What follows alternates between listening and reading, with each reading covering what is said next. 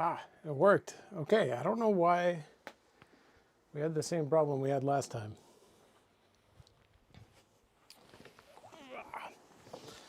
Okay, so it's just me tonight. No Olivia, she has a dinner thing she had to go to. So it's going to be me reading the questions. I don't think there's anybody even in here yet, as far as I know. Let's find out.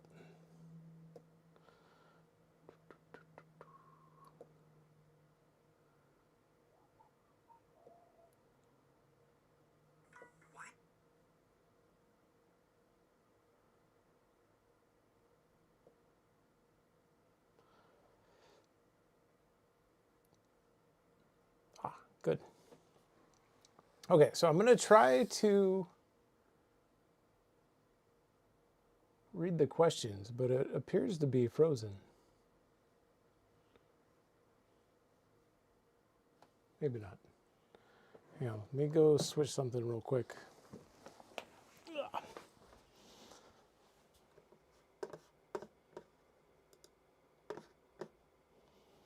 There we go. That's better. Now I can see what's going on in real time. Okay. Welcome, everyone. None of you. But we'll probably have some people show up here in a minute. I know one person asked a question on the original stream before it froze, but I don't remember what the question was. It had something to do with a vase and ellipses. So here we go. I'll do what I do usually, which is kind of talk about what I've got on my pad right now. And as you can see, we've got some down tilt head drawing stuff. It's not a very extreme tilt. I'm teaching a head drawing class right now about tilts, like back tilt, forward tilt of the head. And it kind of starts with just tilting a little bit to talk about how it works. And then throughout the term, it'll get more extreme tilts as we go. You know, and I got like a foreshortening class, so we can talk about, you know, where we're talking about how to draw foreshortened figure drawings, you know, and figuring out how that stuff works. And it's a pretty cool class. I like that class. It's challenging, but fun. You know, I'm teaching a Bridgman class. We've got all sorts of Bridgman stuff here. Some old Bridgman studies. And yeah, structural figure drawing class. Arms. More arm stuff. Even more arm stuff. We draw a lot in this class. There's a lot of arms. A lot of arms, a lot of legs, a lot of torsos. And then I think you guys have seen probably the rest of this, because this would be from the previous week. Again, head tilt class. We've got head tilted back this time. And foreshortening class. And then, of course, live stream from a couple weeks ago. Okay, so as you can see, what we're drawing this time is going to be female figure drawing and standing pose. So I'm going to have things zoomed out quite a bit because it's going to have to be pretty big to fit on the page. And yeah, we'll just go ahead and get started.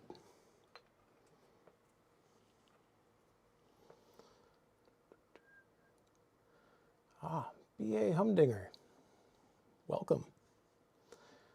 Olivia's not here, so I'm going to be in charge of reading the questions, but to be honest, it's kind of tough to like draw stuff and read all the questions at the same time, so I'm not going to be as good at it as normal.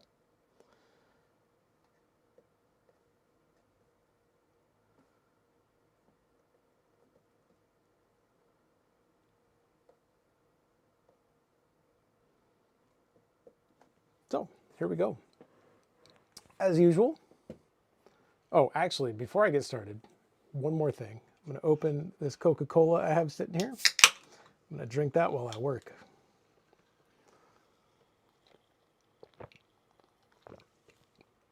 Mostly just to make sure I'm alert. Okay, so we're going to start by marking where we want the top of the drawing, where we want the bottom of the drawing. Now, people always ask, like, do you have to do this? No, You don't. And as you get better and better, as you improve, you will have to do this less and less.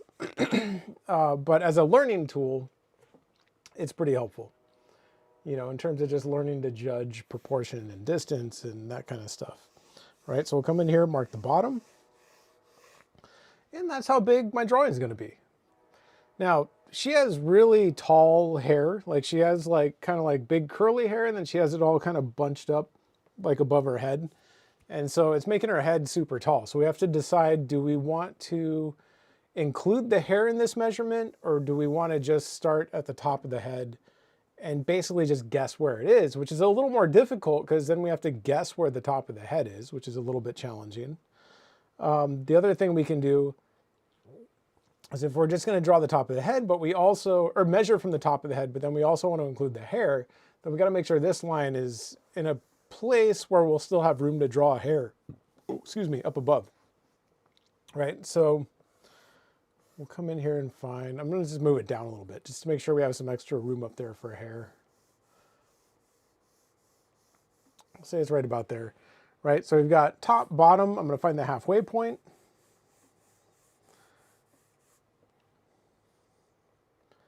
And I'm going to measure, make sure this is actually the halfway point, which as you can see, it is not.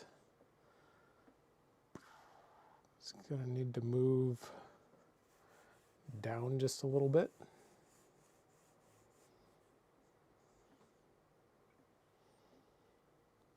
It's pretty close to halfway.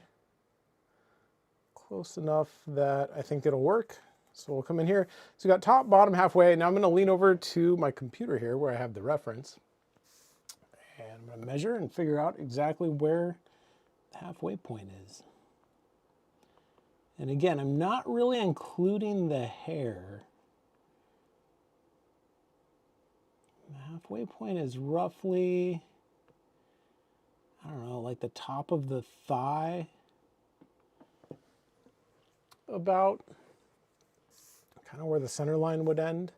And then we can measure how many heads is it down to that point, right? And that'll give us a head size. So we'll come in here and measure and say, oh, that's going to be 1, 2, 3,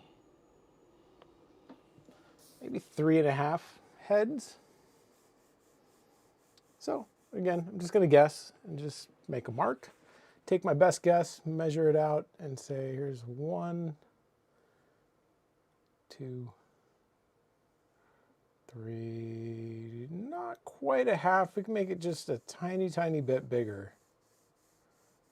Not much, because, you know, as we multiply this out 3 times, that space that we just adjusted it by is going to get multiplied out 3 times. It's going to be a lot bigger than it seems. So we're just going to make little tiny adjustments. 1, 2, 3, about a half. That's pretty good. So I think that's a good head size. So we'll come in here and start figuring out maybe the placement of the head, right? Like, how do we want this thing placed on the page? It's kind of an awkward pose in the sense that, you know, it's mostly straight up and down, but then we have one part of it shooting off to the side over here. So I feel like if I draw the figure right in the middle, the arms are going to end up way off to the side, then we're going to have this big like blank space over here. That's a little bit awkward, so I would say pushing the figure off to the side a little bit is probably our best bet. And we can come in here and do a little quick side to side halfway point here. Right, so there's our side to side halfway point.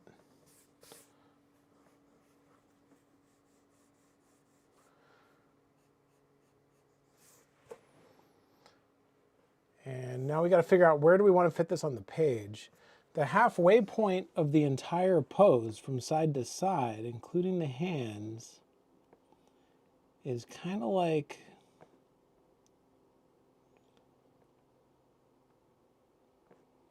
kind of where the rib cage pokes out a little bit, maybe.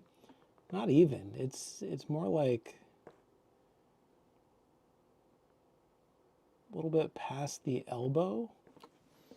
So we have to decide, do we want to push it over that far? Because if we really have it centered, then we're going to have a bunch of stuff over here and just a little bit here. So it kind of needs to be in between. So I think what I'm going to do is the head kind of aligns with the hip on this side, like on the left side, which would be her right, but our left. And so I think if I just put the head on this side of this line, it should work out pretty well. And if not, then, oh, it'll be too late by the time we realize.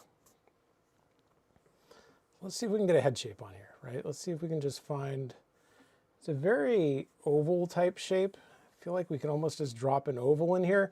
Her head's seated at a little bit of an angle,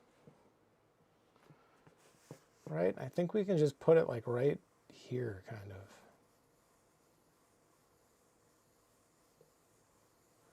See if we can just drop a nice clean oval in there that'll kind of represent her head. And the reason the oval works so well right now is because her head is tilted down. So we're seeing a lot of the top of the head. When the head tilts down, it tends to elongate the shape of the head. And so in this case, we can put a nice oval here and it should read reasonably well, I think. From there, we'll come in, find the neck, right? So we're going to attach a little bit of neck here. It's kind of coming down this way. And maybe a little bit back here. But keep in mind, she's leaned forward, so we're not seeing like a lot of her neck. It's just a little bit, you know, and if we want to think of it as kind of like a cylinder, you know, we're not seeing as much of it as we normally would. You know, and then this is going to kind of find the shoulder, like the sweep of the shoulders. One shoulder is about even with her chin, and the other one sits lower. So we're going to get a sweep in here, roughly about like this maybe. You know, a little bit like that. And then we kind of have to decide like, okay, well, where are these shoulders? How wide are they going to be in relation to the head? And not very, right? Because her shoulders are turned away from us and then her head's turned back towards us. So that kind of makes the shoulders a little bit more narrow. So I think we can find a pretty narrow shoulder length here. You know, maybe kind of like that. And the other one is maybe out here.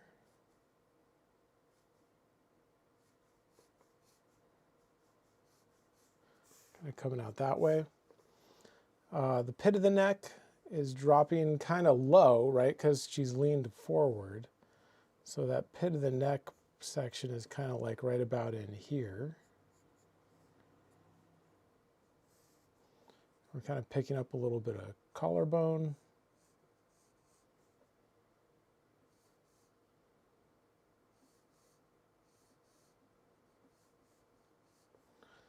Right, we can add a little bit more trapezius, although maybe it's a little early for that. Probably wait before doing that. That's decent. I think that's a decent little like head, neck, shoulder section. Right, this shoulder is kind of sitting out here, coming out this way. And before we draw too much, we need to kind of keep moving and get the rest of the pose down pretty quick. Right, so remember the halfway point was about where our center line is going to stop. And so we need a nice center line on here. The pubic bone is going to help us with that. It's sitting, if I draw a plumb line, right? Remember, we have certain tools that we use for analyzing the reference. And that is plumb lines, negative shapes, and angles. Right? And so if we draw a plumb line straight up from the pubic bone, it hits roughly right about here. So if we draw a line straight down from there, in the drawing, that's going to tell me kind of where the pubic bone is going to sit, which in this case is just above our halfway point here. So it's going to be maybe roughly about here, which means our center line needs to be a nice sweep that basically does this. Oh, that wasn't a very good sweep. Try again.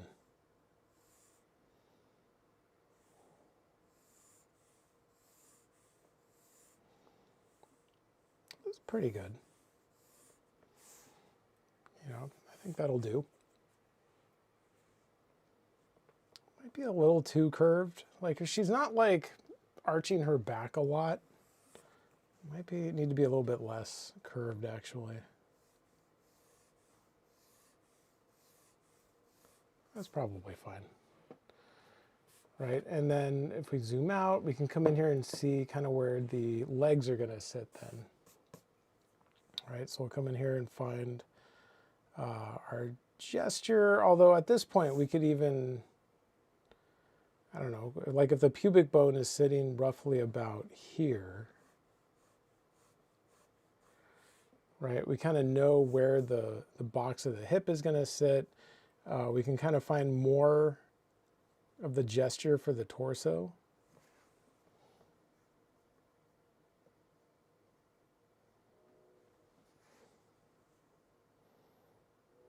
Just real quick, it kind of like swoops in this way a little bit.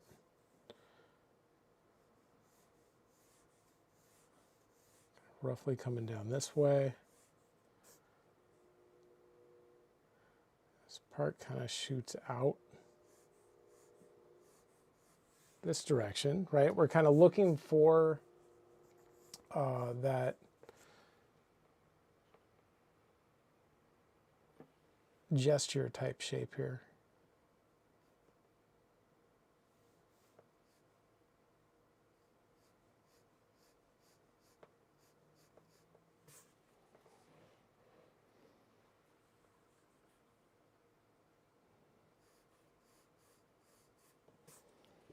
Seems pretty good. So let's go in here and find some legs and see if we can find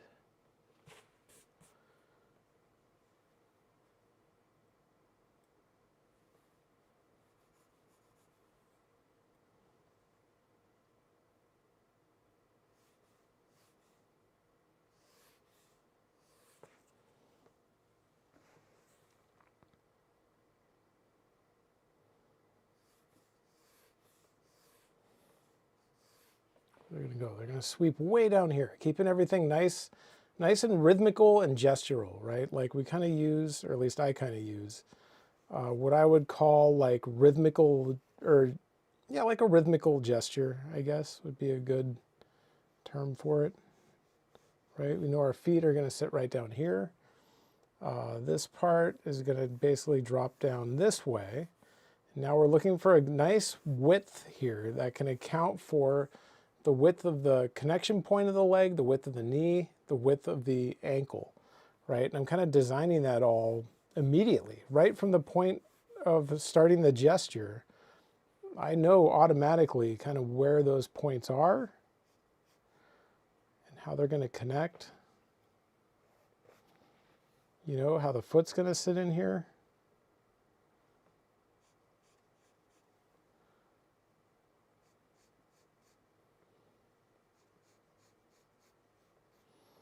You know, have our foot down here. She's like up on her toes, so we get a little bit of a different type of shape for the gesture for the foot that we're going to have to account for. And then on this side, this leg is kind of doing the same thing a little bit, right? It's kind of like doing this.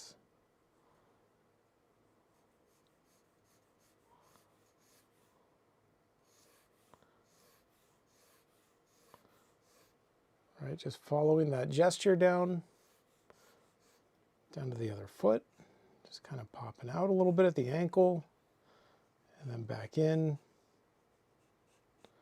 out, sitting roughly about like that. You know, and then we need the gesture for the arms. So let's see if we can come in here and find a nice sweep for the arms. First, find a little bit of shoulder.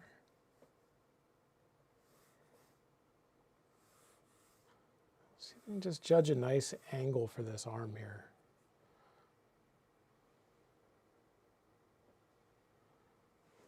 Seems pretty close. Close enough, I think. And then this side, we'll kind of do the same thing. Come in here, find a little bit better shoulder shape, and then this arm sweeping out this direction. You know, sticking with C curves, S curves, and straights, and that's really it for the gesture. I mean, that's what we're going to make the entire gesture out of. So let's see if we can find kind of the bottom part of the arm here.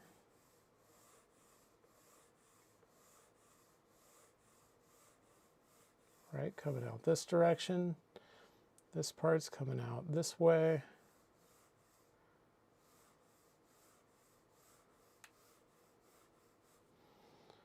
Right, hands are going to sit roughly about here, I think.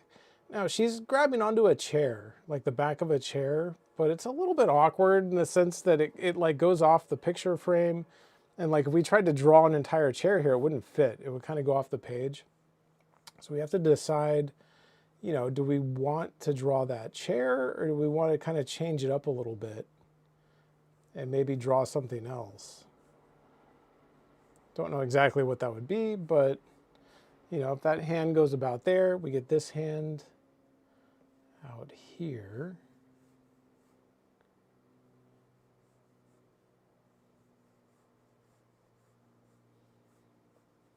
Right, kind of sitting out about that way.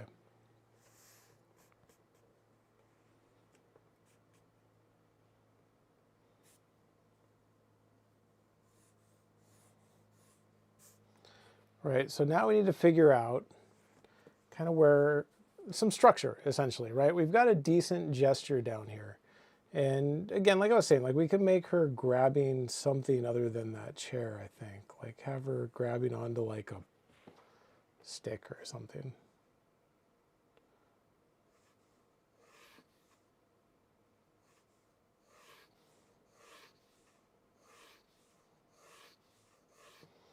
I don't know, just have her grabbing something. Something she can lean her weight on.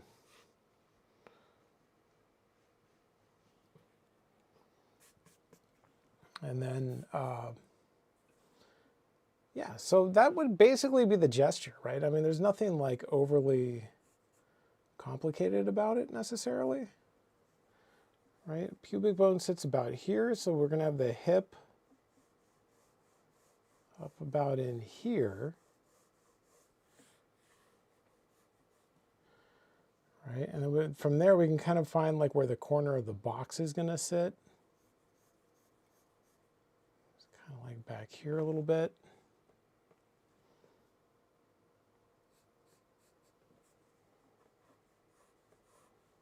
Right, I like to use a boxy shape for the hip, which takes some getting used to. I mean, it's not always easy to place that box. It can be pretty challenging sometimes.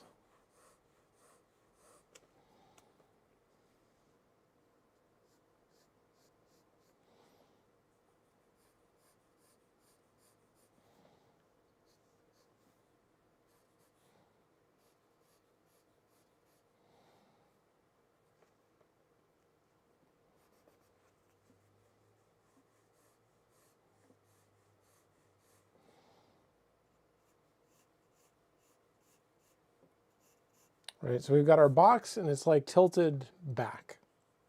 That's kind of what we're going for. Right, and then from there we can come in and start looking for, you know, maybe the rib cage. Rib cage would be good to put in there. There's definitely a rib cage in there somewhere, so we've got to make sure it fits. It's roughly, probably about in here. All right, so that's starting to look pretty good. We can maybe start looking for some of the pectoralis, right, which is kind of wrapping this way and then kind of cutting in and compressing up against this arm, right? So it's kind of cutting in this way a little bit and then in this way a little bit and then hitting the breast, which is roughly about here.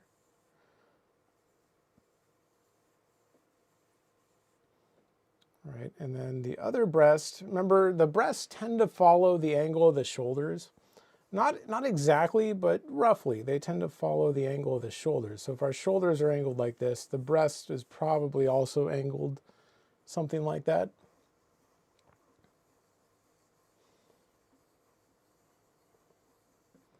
So the other one will be roughly right about there, right? And then we can come in and start figuring out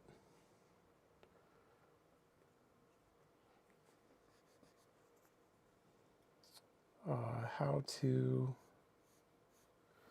first off, how to get this box to look right. There we go. A little better. Right, we need kind of like the back of the shoulder, which is sitting about in here. Then it's kind of cutting inward a little bit because we're getting, you know, a little bit of the latissimus and the teres major and things like that. So it's kind of cutting in and then hitting the rib cage kind of right about in here, you know, and then from there it's kind of coming and cutting outward to our hip here, which is coming out and then grabbing onto the box, basically right here, right? So if this is the box, remember the corners of the box, either the corner or just inside from the corner, kind of one or the other, depending on the person, is kind of where the ASIS points are going to sit, right? And then our pubic bone is roughly, I don't know, down here. And so then from there, we're going to find the inguinal ligament, right? Kind of cutting in that way. And then the oblique comes down from the rib cage and grabs onto the pelvis, right? So it's like kind of grabbing on to the pelvis here, and then also here, but this part of her rib cage is kind of back behind her arm. It kind of cuts in here a little bit, and then we get the oblique dropping down and grabbing onto the pelvis right about there.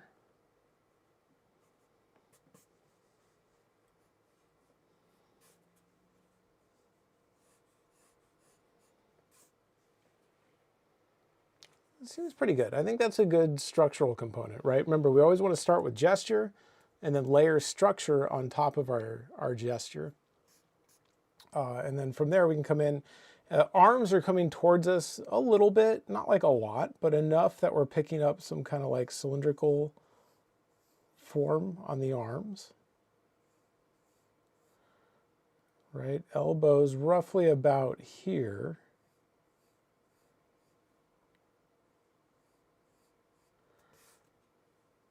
Right? This one's coming towards us even more.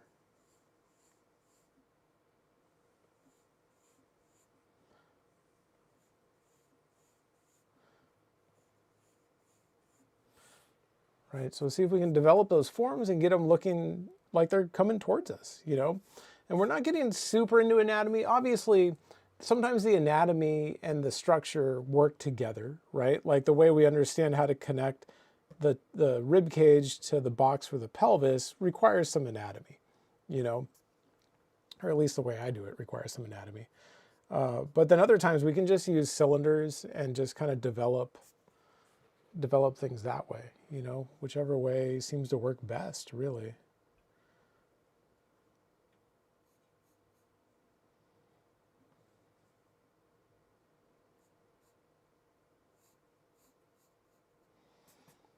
Right, we kind of have one breast here, the other kind of sitting back under here.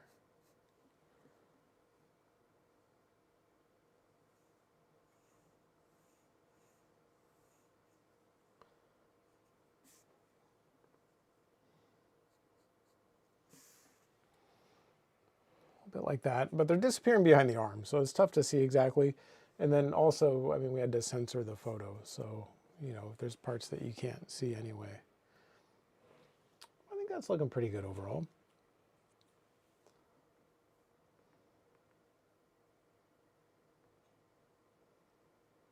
Oh, questions. Sorry, Olivia's not here tonight, just so you know. So it's just me trying to draw and read questions at the same time. And I'm not great at doing both. So I might, just so you guys know, I might not get all the questions. That's a definite possibility. But I do see we've got Gact Moreau, David Rodriguez, Brickman 101. Welcome, all of you. Ryden. Ryden's also here. Good. RF. Let's see some questions too. Do you know about the 4 lines of construction of the head of the Bridgman method? I think I already figured out how it works. No, I do not know the Bridgman. I didn't even know Bridgman has a method necessarily. Does he have a method for head drawing? It's kind of strange.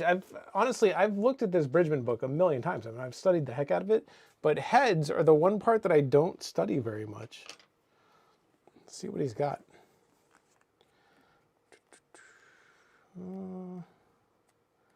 4 lines for Bridgman heads. No, the way I draw heads is more like it's like a hybrid version of Loomis and Riley mixed with just my own ideas that I've come up with over the years. That makes sense to me. And so, oh, here we go, drawing the head. What do you know? Let's see. So he's basically going for the big shape, it looks like. Center line, makes sense. And then another line from the base of the ear at a right angle to the one you just drew. That kind of makes sense.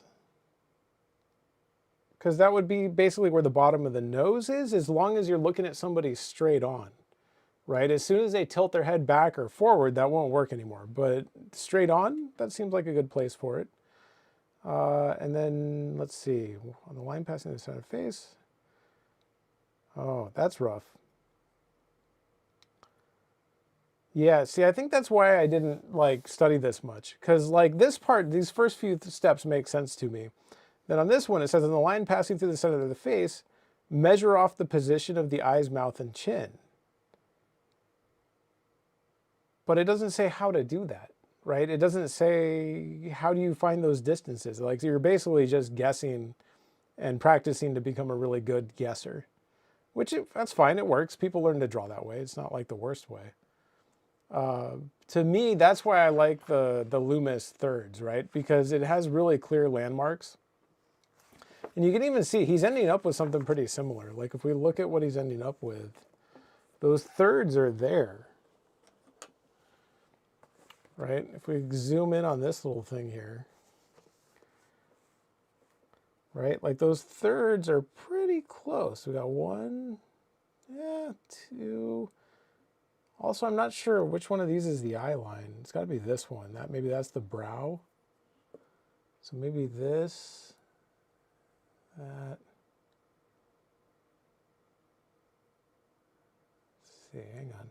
1, 2, 3. Yeah, I mean, he's basically breaking it into thirds, just like Loomis. He just doesn't have a concrete way of doing that, right? So what I would have said is find the hairline first, because that's pretty easy to spot. Like we know when you look at a skull and when you're drawing a head shape, like we know where the hairline goes, right? Like we can look at a skull and I can just tell you that on most people, right, the hairline is gonna sit just over the change in plane of the forehead, right? So we get kind of like this change in plane of the forehead, hairline is gonna be just up over that a little bit. And then you just have to learn to observe and say, okay, sometimes it's a little bit different on people. Sometimes it's a little farther back. Sometimes it comes right down onto that change of plane. And then you just have to kind of like, you know, pay attention so that when you're looking at someone, you know, does the hairline go here? Does it sit a little bit lower? To me, that's like a concrete thing that we can find on a person.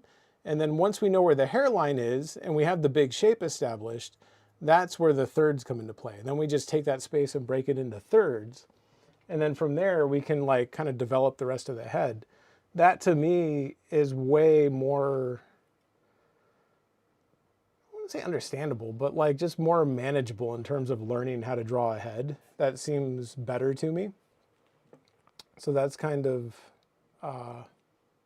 I don't know. This is the way I do it. It's the way that makes sense. But to be honest, there's nothing wrong with that Bridgman head method. It would just require practice to get really good at judging distances and then adjusting them based on what you're observing in the person that you're trying to draw.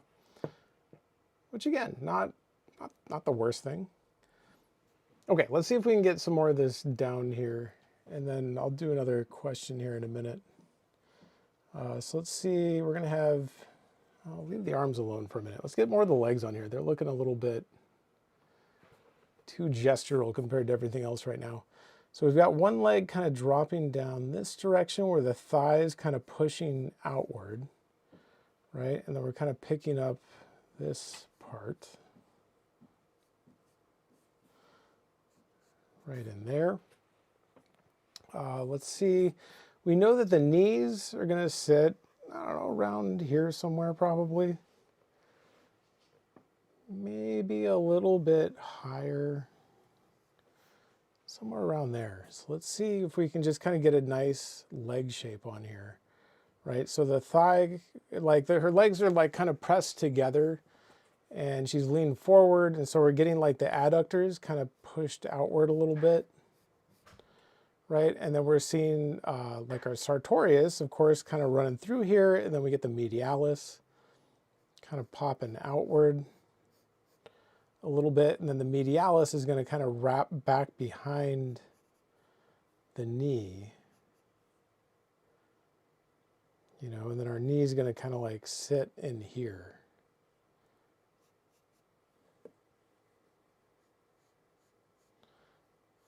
Kind of like sitting right in here. You know, on this side we have glutes. Right, we've got hip, we've got a little bit of probably gluteus medius maybe, and then maximus. But I think we can just kind of group those together into one shape and then kind of have that pull in a little bit. Back here, notice the box sits within that, right? Like everything's attaching to the box, you know, and because the hip sits about equal with the pubic bone, which in perspective now would be roughly about here. So like the great trochanter would be somewhere around here. And then her leg is being pulled forward kind of because she's leaned forward at the hip.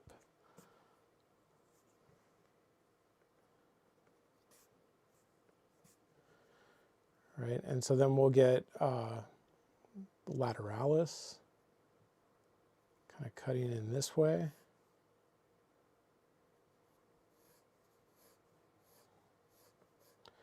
Right, kind of doing that. And then we get some of the tendon from biceps femoris dropping down this direction. Kind of pushing like a little straight in there. Right, and then we get the calf popping out from behind there. Right, so the calf is going to be coming out like this way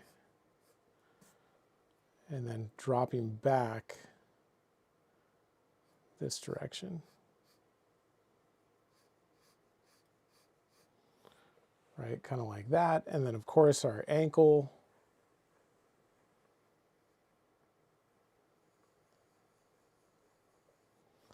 sitting right about here somewhere, right? So this is going to basically drop down and kind of link into that ankle shape a little bit.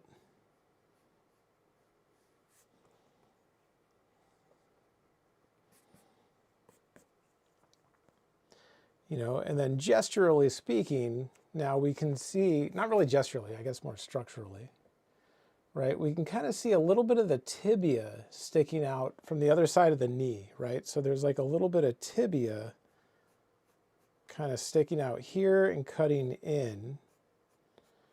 And then we get the little bit of the other side of the calf poking out from behind there.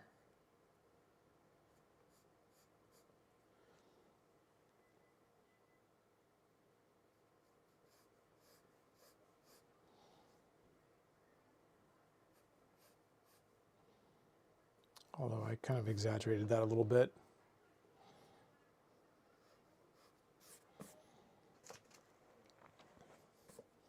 exaggerated a little bit, but I don't know, I think it still looks okay.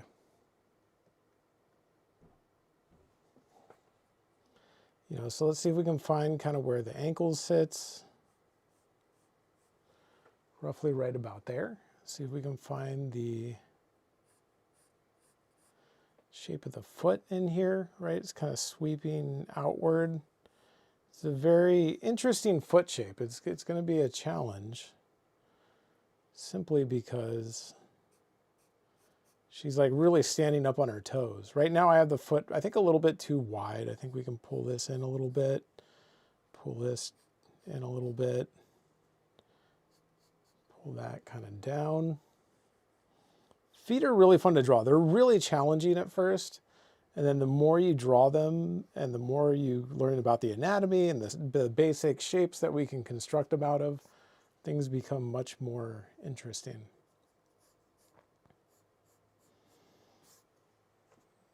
It's a decent leg. It might be a little bit narrow at the knee. It's not bad. Oh, Ryden asking, how will the 6-month course work? That is an excellent question. Just so in case anybody wants to know, the answer is we're not 100% sure yet. So I'm kind of hesitant to talk about it only because, again, we don't like, some of it has to do with like programming aspects and what's possible with the website. But essentially what it is it's like a series. How do I describe it? So there's big changes coming to the website, and essentially, rather than the subscription library being the way that it is now, where it's basically just a huge jumble of classes and nobody really knows what to do with it, because, you know, if you're new and all you log into that thing and all you see is like 100 some odd classes and demos, like, what do you do with them? You know, there's like hundreds of them in there. And so what we did was we kind of watched over the last couple of years how people took the classes, how they used the subscription library, and we watched the people that got good, and that got good pretty fast. And what we did was we kind of designed a program based off of that, and like kind of off of like what we were seeing them do. And from there, I kind of put together like essentially like a 6-month long drawing program. And so it's basically 10 classes. It's kind of based off the idea that you would do one demo or like one class per week, I guess, or 2 classes per week. So it would be twice per week for 6 months, but then obviously that's a lot. Like that's a lot to do. So we're going to give everybody access for like a year. There's going to be a monthly option and a yearly option. And then, you know, you basically work through it, and it's kind of like curated classes, essentially. I think it works out to like about 10 classes worth of stuff. And then there's going to be like a really detailed workbook that goes along with it. And that's really kind of where the value comes from, because all the classes are already there. What we're really doing is creating like a really detailed workbook that's going to show students like, okay, you start with these classes, then you take this class, then you take this class. You do it twice per week. Here's what you need to be drawing. Here's what you need to be focusing on. And then it kind of walks you through, you know, demo by demo, class by class. It'll walk you through about 10 classes worth of stuff. And then by the time you get done, you're going to have a very clear idea of figure drawing fundamentals and head drawing fundamentals, or whichever one you sign up for, you know. And right now we're planning on 3 of them. There's going to be like a figure drawing one, a head drawing one, and like an anatomy one, because I have like a whole series of anatomy classes that usually last, you know, it takes about a year or so to work through them. And that's the plan. I mean, as right now, I don't want to say too much because there's things, we're still kind of figuring out exactly how it's going to work. We don't know 100% yet. So I don't want to like say a bunch of things that we end up having to change. That would be no good. But that's the general idea. Is it's going to be, I don't know, basically what I said. A series of classes that you get, you know, that you kind of use a workbook and work your way through. And it's essentially designed after what we've seen students do, you know, and students that get really good. I don't know if that answers your question or not. I wish I could say more, because right now we're not exactly sure what's going to happen, other than what I just said, which is kind of the basics of what we know is going to happen. And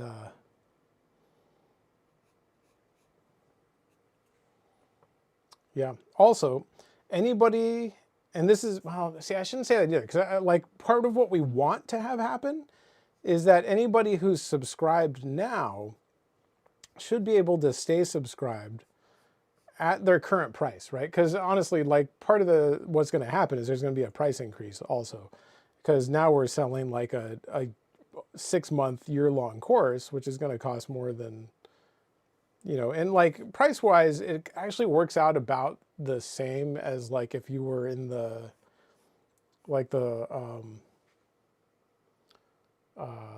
unlimited one, right? Where you can watch as many videos as you want. It's priced pretty close to that. But like the lower price tiers are going to be going away because frankly, they're not profitable enough. I tried really hard to create something that I thought people would get the most out of and that would, you know, be beneficial to the most number of people. And I showed it to a lot of people and every single one of them said, it's not going to work because you're not charging enough. And the whole thing's going to fail unless you charge a lot more. And I didn't want to believe that, to be honest. I wanted to believe that I could charge, you know, what we're charging now and have it work. But the truth is, it doesn't really work, unfortunately. We just don't have enough people to support like a $10 price point. I wish we did, but I don't know. At the end of the day, you know, if you don't have enough people, then there's not much you can do about it. But I tried really hard to make it work.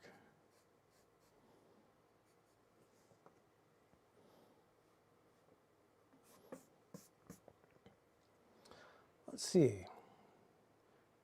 Constantinus? Hello? Also, Ryden, I hope that answers your question. I mean, I know that's probably not as much information as you wanted, but that's kind of what I have at the moment. But there will be more coming soon. You know, I mean, there's going to be more details coming out as things progress. I mean, just now, like just this last week, we kind of like turned over our plans, so to speak, to the web developer to kind of figure out how long it's going to take to get it implemented and how much it's going to cost and all that kind of stuff. And so we still haven't even heard back from them. So we don't even know exactly what's possible right now, you know? And so that's partly why I don't want to give too much away, because it will probably change at some point.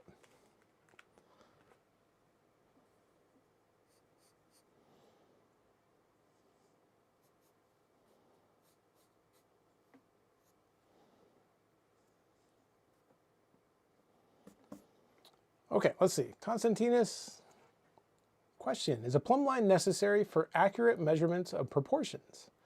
Also, should a basic angular shape be used to measure the silhouette of the entire pose before blocking in the gesture?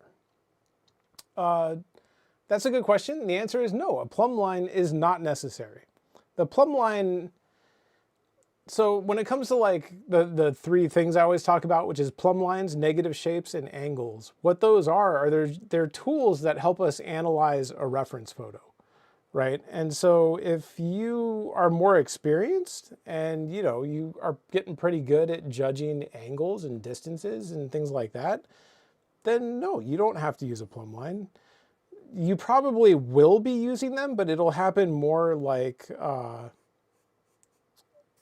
I don't know, more intuitively, I guess, you know, like your brain will reach a point where you just automatically see how things are aligned and you don't have to like take the time to measure, you know, because that's more of a learning technique, you know, like it's a way, like when you're first starting out, it's really hard. Like you're doing a bunch of bad drawings. You don't know where things go. The proportions are all weird. And so those tools are to help you learn and to help train your brain to recognize proportion properly and get things placed properly. And over time, the more you do it, the more that you don't need to do it, if that makes sense. Because your brain kind of starts figuring out how that stuff works and starts being able to judge proportion accurately and start to see relationships between different parts of the drawing more accurately. And so as you improve and get better and better, then you won't need to use plumb lines quite as much. But what's weird is like you'll still do it. And even if you don't train that way, you're still going to be doing it because that's just how our brain analyzes a reference photo, you know? So like, even if you're not doing it consciously, like I would argue that like on a subconscious level, you're still probably doing that to some extent.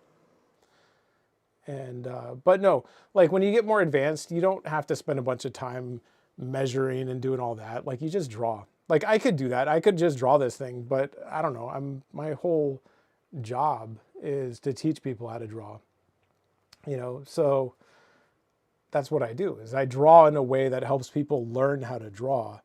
And that over time has become just kind of how I draw, you know, because like most of what I do is teaching. There was a time when I did some other stuff, but now it's mostly teaching. And yeah, I don't know. Hopefully that answers your question. So my recommendation would be is if you're first starting out and you're learning, those tools are going to be really valuable, right? Your plumb lines, your negative shapes, your angles. You're going to use those to analyze a reference photo and help get things placed. And then as you get better and you practice more and more and you get more advanced, eventually you won't have to do it as much. And that type of stuff will just kind of start to happen automatically, you know, and you won't have to like think about it quite as much, which is fun. It's a fun place to be when that starts to happen. Adjust this shape a little bit here. Ryden gave a thumbs up. Really appreciate your effort to keep the education cheap. Yeah, I mean, I tried. I really did. I did. I thought there would be more demand. And what's weird is like we got a lot of people, but the problem is if you're only charging $10 per person, it takes like a lot of people to succeed, you know, which is kind of the problem. And so even though we got a lot of people, like at the end of the day, it just wasn't quite enough still to make it work, unfortunately. What else did you write? Is there a way to simplify the extensors, flexors, and ridge muscles of the lower arm into 3 chunks? Yes, there is. And that's partly what we talked about in the Bridgman class a little bit. Were you in the Bridgman class? I think you're in the Bridgman class. Oh, shoot. I was going to check who's in that class real quick, but it's not loaded up. Because Bridgman, that's basically what he does, is he takes all the flexors, the extensors, and the ridge muscles, and he treats them as groups rather than like individual muscles, really. And so, let's see, Bridgman.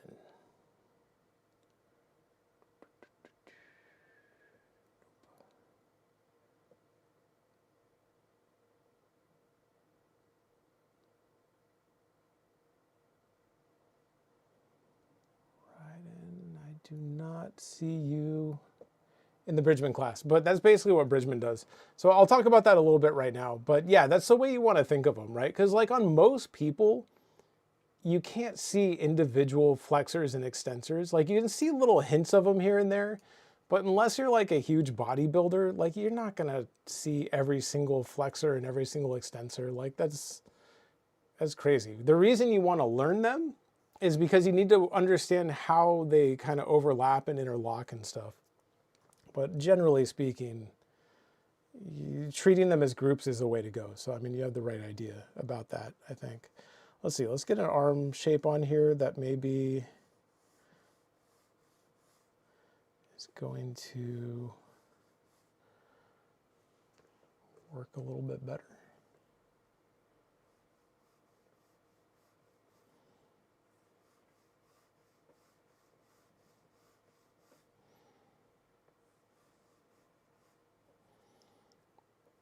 All right, we're seeing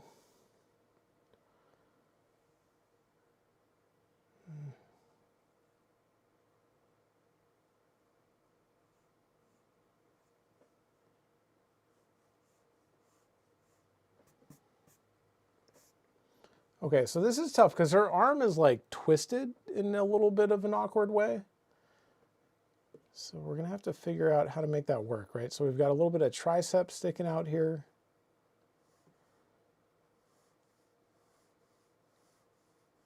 Right, a little bit of tricep. The elbow is kind of like back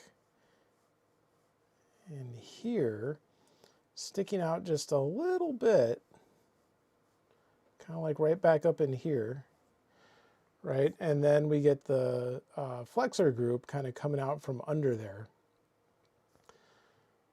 which is really tricky. The way the muscles look right here on her arm is very challenging. I think part of that has to do with the way she has it rotated in kind of an awkward way.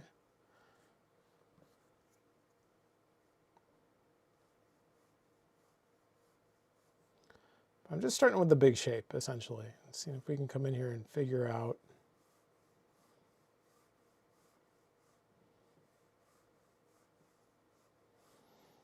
Kind of a big shape of the whole thing. There's something about it that feels a little bit off. Not sure what it is right this second, but we'll work on it in a minute.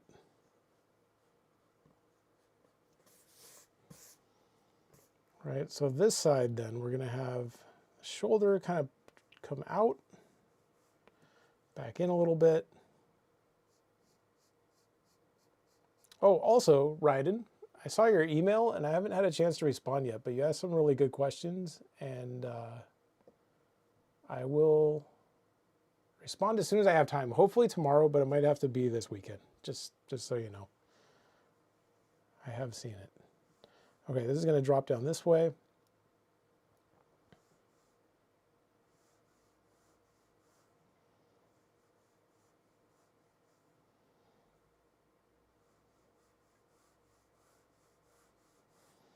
Right, that one's kind of poking out that direction.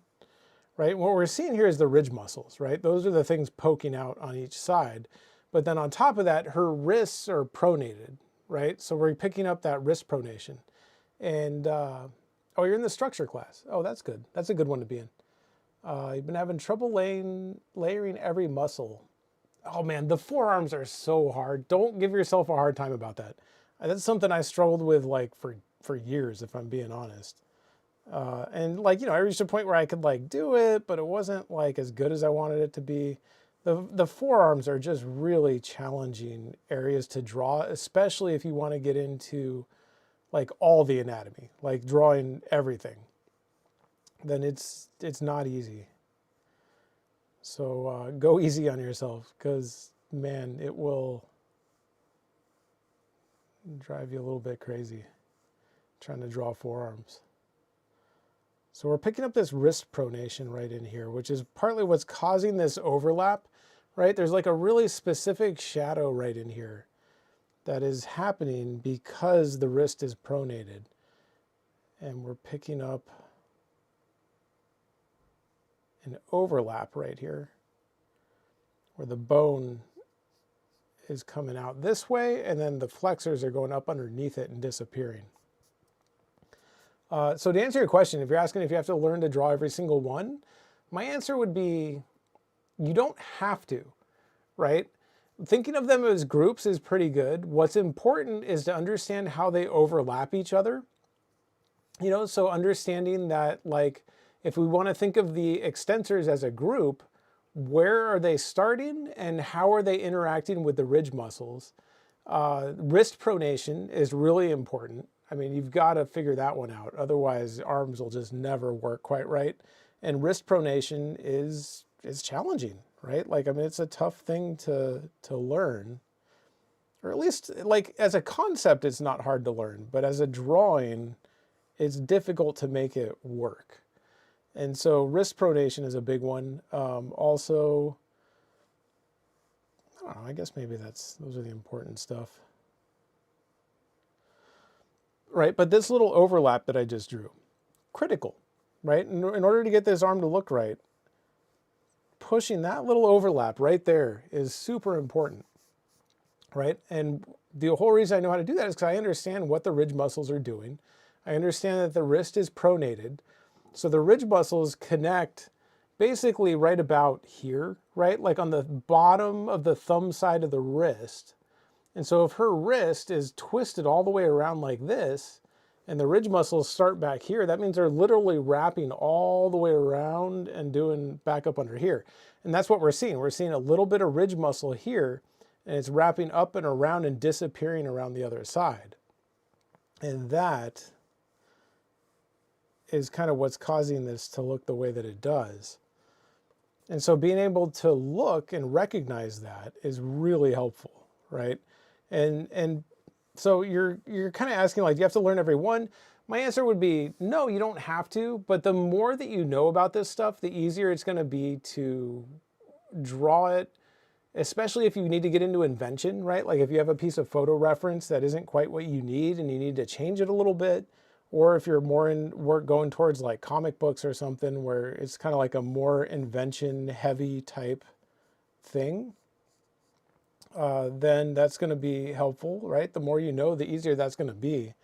And then on top of that, how far do you want to take it, right? Like there's a lot of artists out there that haven't mastered the forearms and know every muscle.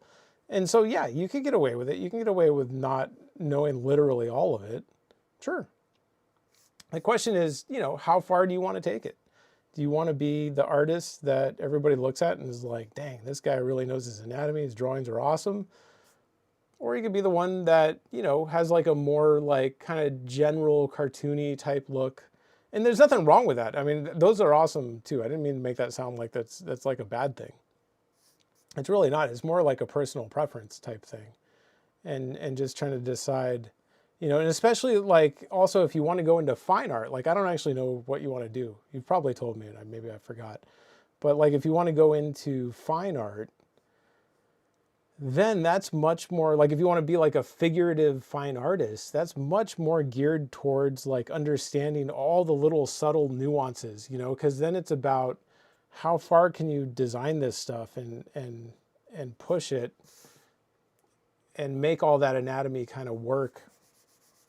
And it's kind of like a different level of knowledge that's needed to pull that off.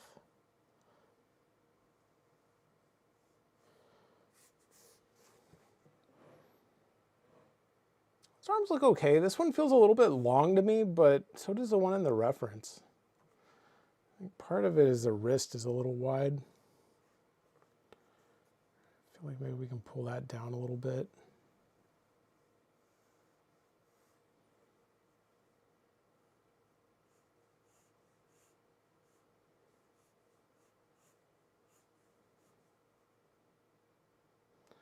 Right, so the ulna, the head of the ulna is like up here right now.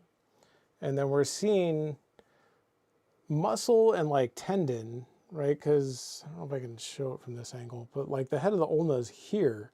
And then there's a bunch of tendon and muscle and stuff underneath here, mostly tendon and fat and stuff like that, that kind of hangs underneath it. And that's kind of what we're seeing down underneath there.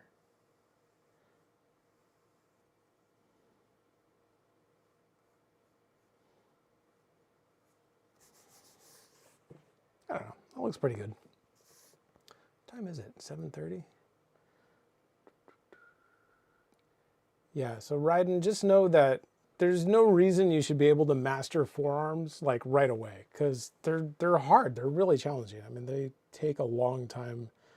Like part of it is, yeah, you got to understand the, you know, like the intellectual aspects, like memorizing what's there and figuring out, you know, like ways to design it and stuff. But then actually putting that information to use in a drawing is also challenging. John Fernandez, do you have to have an atelier to learn how to draw, or taking classes online like yours is fine? I'd love to learn how to draw, but don't know where to start. I've been doing it by myself, but I'm lost. I mean, you don't have to take classes. I mean, there's plenty of artists out there that, you know, and this is a little bit weird. I don't mean to like make them sound bad. But there's a lot of like comic book artists, not a lot, but a few that I know of that always claim to be self-taught, and they're like really proud of it, and they're like, I'm self-taught, you know? And then when you see them do interviews and stuff, and it's like, well, how'd you learn if you're self-taught? And then they always say like, well, I studied these books, right? I studied Bridgman, I studied Loomis, I studied, you know, did a bunch of Frazetta studies, studied some Hogarth. To me, that means that those were their instructors, right? Like that's not, I mean, I guess it's self-taught. I mean, it's self-taught in the sense that you didn't really go to a school, but you still learned a lot from those people, you know? So I would argue that that's not as self-taught as they claim. That's just me. But certainly you don't have to go to a school, but it's harder, right? Because then you're stuck kind of figuring out things on your own. The number one thing you get from a school is examples of like good ways to do things. And then you get like some feedback on your work saying like, hey, this looks right, this looks wrong, you know, whatever. And that's mostly the part that helps. You know, it's tough to find really experienced people to kind of give you feedback on your drawings and stuff. And then also find experienced people that'll take the time to do a demo and show you like the proper way to do something. And that's really what you get out of a school more than anything else.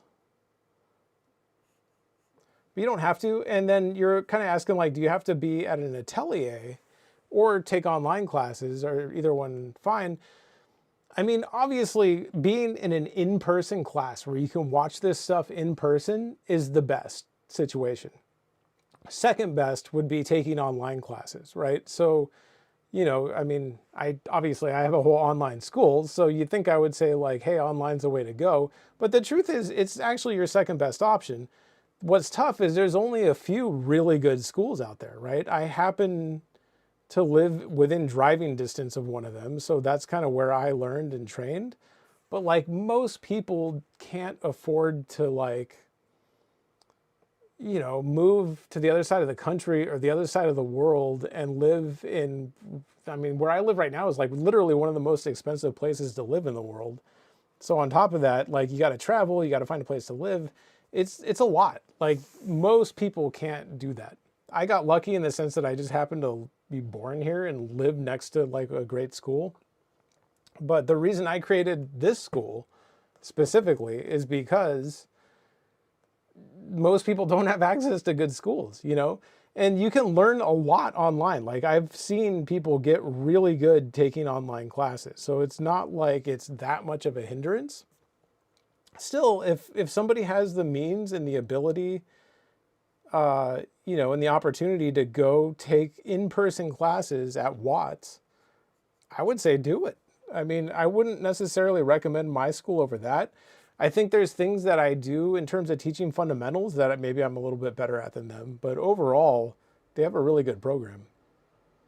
You know, so I would, you know, it's not like I'm claiming to be better or anything. But yeah, I don't know. I guess that's my answer. My answer would be online. You can learn a lot and get really good working online. What's really hard about it is you have to be pretty self-motivated, you know, and you've got to be the type of person to want to actually learn this stuff and take the time to sit down and do the studies and do that. And if you're not that type of person, which to be honest, when I started doing this, I wasn't really that type of person. I don't know that I would have done great at my own school, which sounds weird, but I don't know, it's kind of the truth. Like some people are really good at that kind of stuff and some aren't. And part of the reason I took in-person classes for as long as I did was because it kind of forced me to show up, you know, and you pay money for a class and you're expected to show up. And then, you know, eventually over time, I developed better and better habits and things got better. And so I don't know. With the exception of being able to move to some part of the world where there's a great school, then I would say this learning online and taking online classes is probably your best option. It doesn't have to be my school. I mean, there's some other good schools out there. And there's also some really bad ones that claim to be really good. I'm not going to name any names, but as I own an art school, so Google is constantly showing me ads for other art schools. And I'm always looking at them and trying to figure out exactly what's going on. And Some seem pretty good. Others seem like scams. So you got to be careful, I guess, is what I'm saying. Anyway, I hope that answers your question. I don't know if it does. Let's see. Are the V-shaped lines on the box based on anatomy? How do you draw those lines on if they are not visible on some people? That's a good question. I think you're talking about these lines. These are based on anatomy. This is the inguinal ligament, is what this is. The inguinal ligament connects the ASIS points to the pubic bone, right? So ASIS is ASIS. It stands for anterior superior iliac spine. I just happen to have a skeleton sitting right here because I'm teaching classes that require a skeleton. This point here is the ASIS point, right? ASIS. On the back, we have the PSIS, which is posterior superior iliac spine. That's these guys. These are like bumps here and here. But on the front, it's ASIS. And the inguinal ligament runs from this point to this little point right there on the pubic bone, right? There's like a little point that sticks out, and there's a ligament that runs right in between these.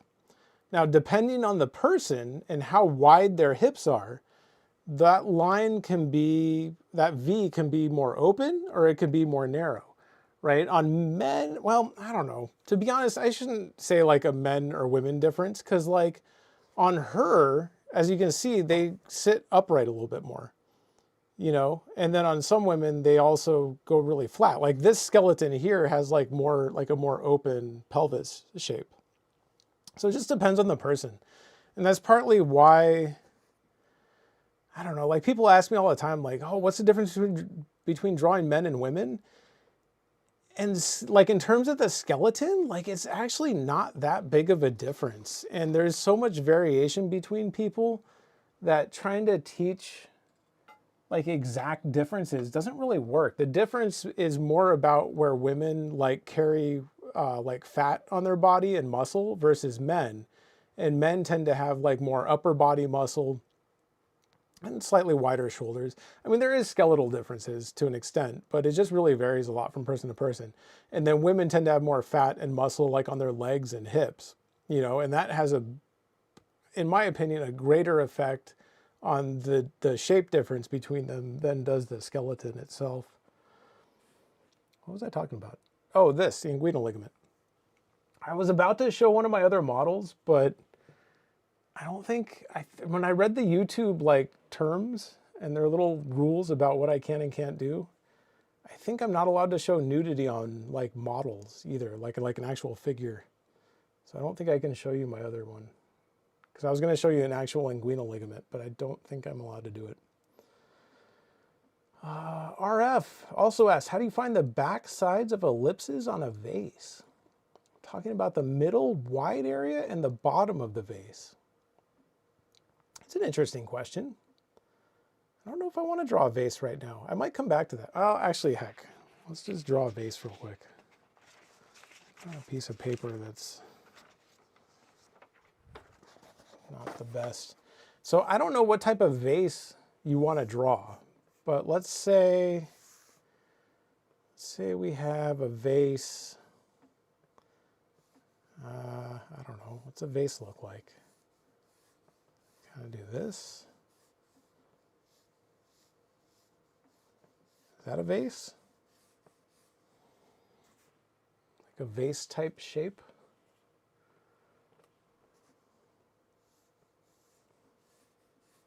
Right, and we'd have a center line kind of like running right through here, right? And I'm going to draw this two different ways because I don't know what it is you're trying to draw. So I'm going to show two different versions of this, right? So let's draw another one.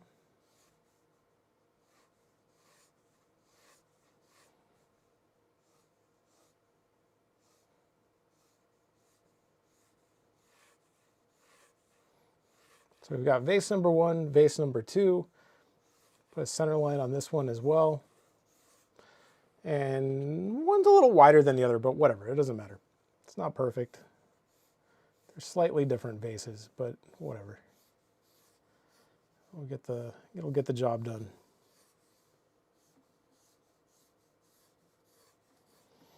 Okay, so if we're, say, looking straight at a vase, right? And our horizon line would be here, right?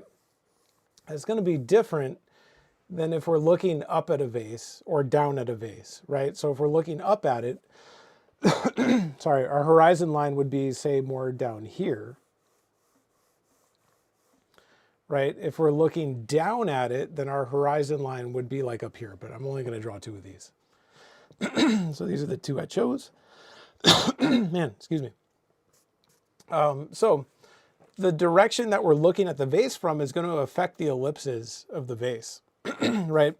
So in this one, if we're looking straight at it, and we're like literally at, you know, our eye level is mid vase, then what we're going to get is our ellipses are going to be really shallow near the horizon, right? And then they're going to become more open as we work our way down, right? We'll say maybe that's the bottom of the vase, right? And then as we start going up the other way, again, it becomes more shallow again, right? And then as we start working our way up, it becomes more and more open, right? Bigger ellipses until we get to the very top, and it's like a big open ellipse, right? So now if we're you know, here I'm drawing like half an ellipse, but keep in mind, each one of these represents an actual ellipse that could sit in here.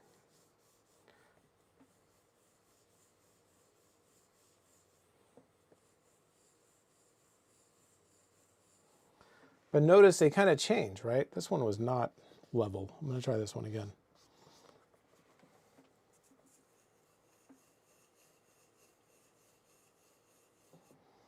It's a little better. I don't know. It's not perfect, but you can see as we work our way down from the horizon line, they open up, right? Likewise, as we work our way up from the horizon line, they're going to also start to open up a little bit, right? And this one becomes even more open. This one even more open, and then this one like even more open than that, right? And so that's kind of like the way they sit. So it's really a perspective issue. You know, the fact that it's a vase doesn't really matter. It could just be a cylinder. You know, it could be anything. And so like if we had a cylinder here doing the same thing, right? And say here's our cylinder, and here's our horizon line, right? It's going to have the same effect where it's going to start out, that curvature is going to increase as we work our way up.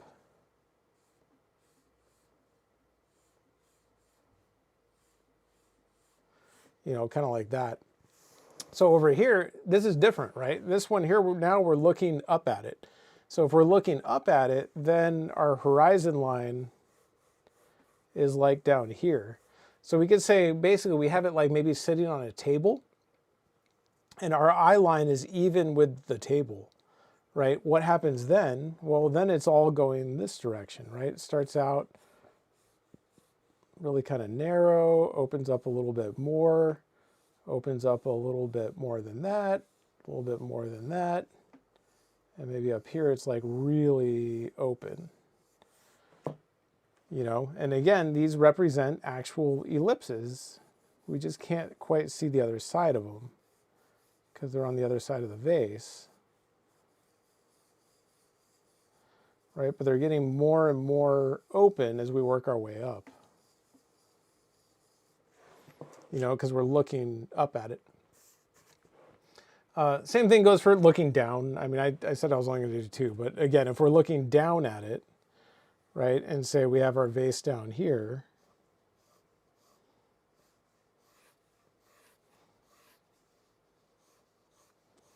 draw a smaller one, right? And now our horizon is, say, up here, right? Maybe our horizon line's up here.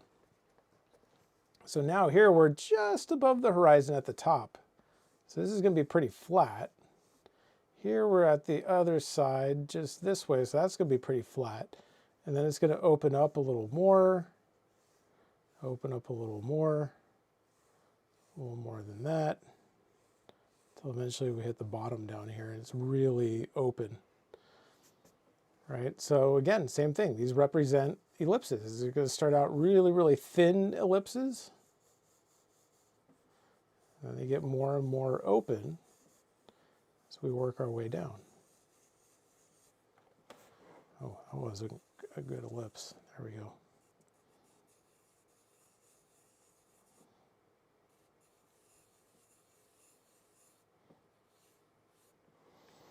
You know, so this one we'd be looking down at it more. So I don't know, hopefully this answers your question. But it's a perspective issue, right? And it all comes down to understanding how can you describe a cylinder if we're looking up at it, looking down at it, or looking at it straight on. And how does that change? And that's really all a vase is. It's literally a cylinder that we're just kind of pushing into different shapes. And that's about it, right? There's nothing like, I mean, I guess it could be, I don't know what kind of vase you're talking about. It could be some really intricate vase, which would be a different type of challenge. But if we're just talking a simple vase shape, it shouldn't be too bad. Okay, back to this thing. Let's do some shadow mapping maybe.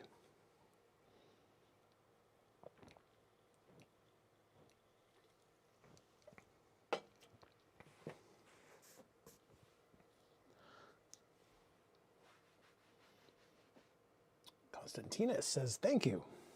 You're welcome. Okay, so let's go in here. Actually, you know what I'm going to do? Let's get a head shape on here first. That's a little bit better. All right, so her chin is like here. Right, center line running right about here roughly. So I'm going to get a better head shape on here, and then I'm actually going to snap a photo of this real quick, just so we have some evidence of this stage. And then we'll do a little bit of shadow mapping and stuff and see if we can get it locked down. Okay, so her head's leaned forward, right? So that means we're seeing more of the top of her head, like a lot. Like I think her head's leaned forward pretty far, right? So that means her hairline is going to drop down low. And then from there, we're kind of seeing hair drop over this way. And then the train goes by. And this is going to kind of drop down. And we get the jaw. All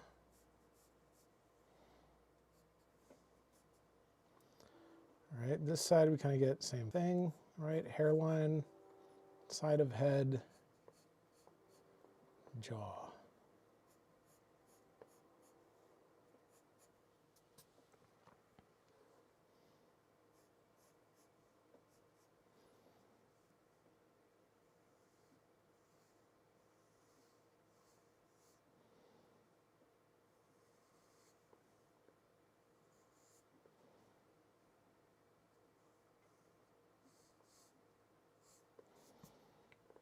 Okay, then let's see if this looks too big. It feels big.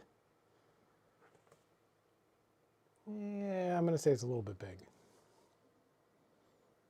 Part of that is because I think I made the neck a little bit wide. So I think it could help to bring the neck in a little bit.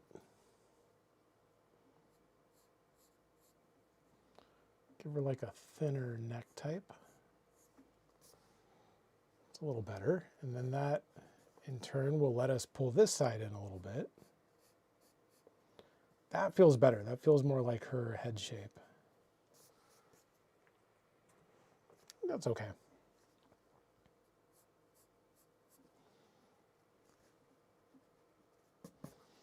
And then maybe put a hair shape on here real quick, right? So the ears are sitting really high, right? As the head tilts down, the ears move up, right? If you think about like, you know, the front part of the head's going down, but to tilt your head down, the back part of the head has to go up. So the ears actually move up and sit pretty high up here. We're seeing a little bit of ear on this side, just a little bit. And then we get some hair kind of popping out this direction, this direction.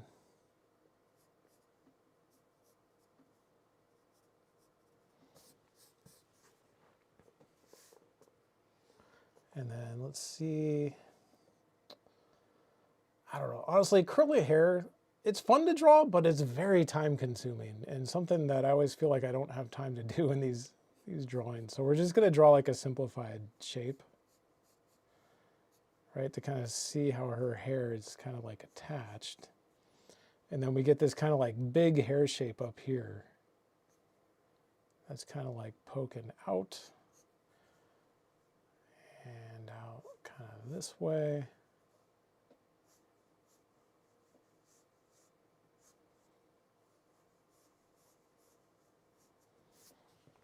I don't know, we'll go with something like that for now. I'll change it later. It's not the best shape ever.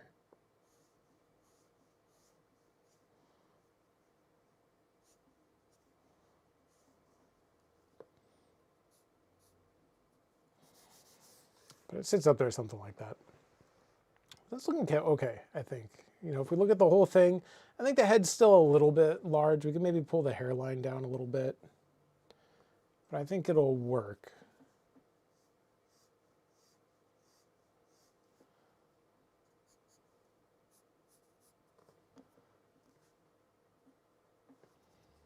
But notice how I'm just kind of like making little adjustments here and there, and I'm not too worried about things being perfect on the first try. And eventually, as you improve, you learn to guess better and better, and eventually you can get things right on the first try, but it takes a lot of practice to get to that point. You know, I wouldn't expect that to happen immediately. There we go. That looks a little bit better.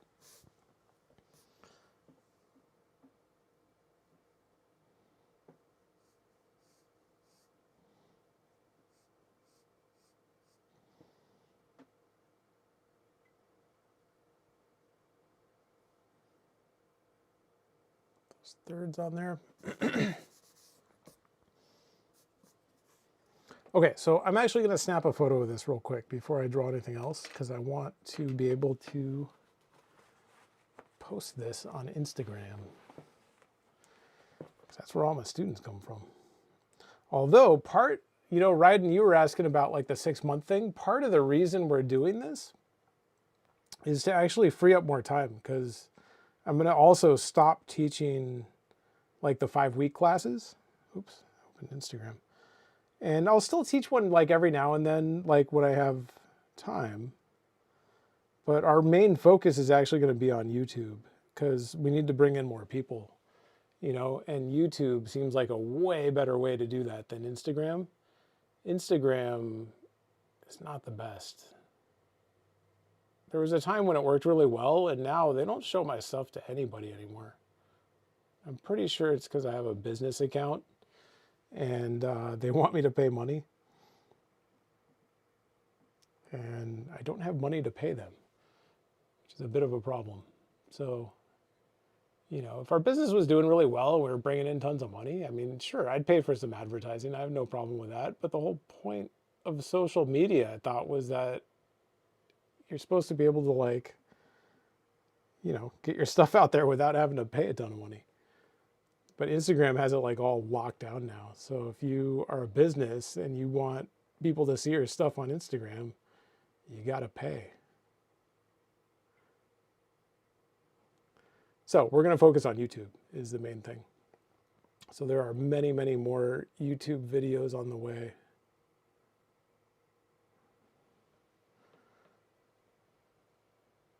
That's pretty much going to be our main focus for the next year.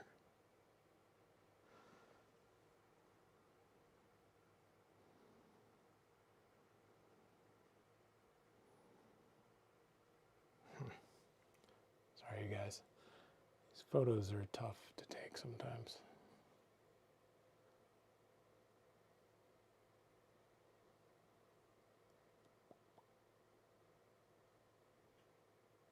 Okay, that should be good.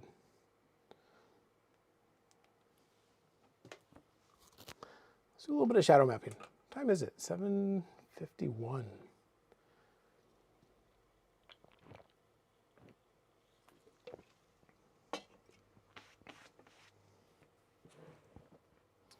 Let's zoom back in here.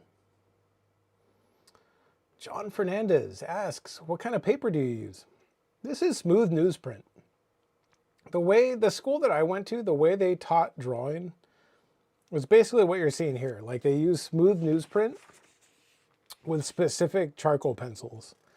And it allows you to get really soft. It lets you work faster and get really soft edges like you can with charcoal. But then we also sharpen the pencils in a way that we can get really detailed, we can get really detailed mark making just like you would with graphite. And it basically gives you the best of both worlds. So it's like the best of graphite and charcoal. You know, we get the detail of graphite, but the speed of charcoal with the soft edges and stuff, and kind of mixes them together. But these supplies are getting harder and harder to get, and in parts of the world they're impossible to get. This smooth newsprint, the brand I was buying just disappeared for a little while and came back. I'm not entirely sure why. And fortunately, I think the Pro Art is back.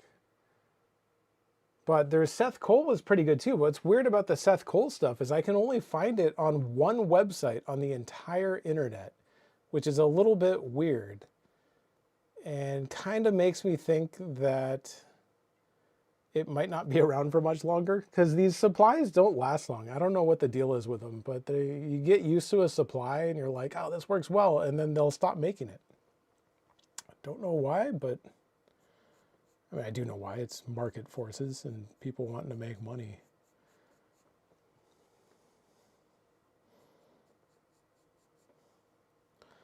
But that's what I'm using, smooth newsprint. Smooth newsprint, and this is a Wolf's Carbon 6B.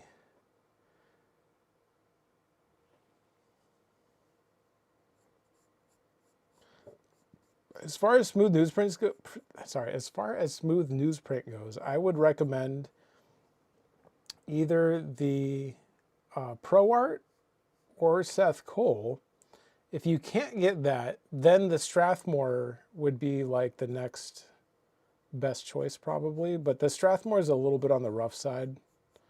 So if you can get the other ones, it's better, but not totally necessary. I used the Strathmore for a long time, and it gets the job done. It's good enough. So this is where anatomy comes in, right? Even though I didn't go in and draw all the anatomy, right? I'm really kind of thinking about it a lot right now, and thinking about how does this tricep work? What is going on here that's making this look the way that it does?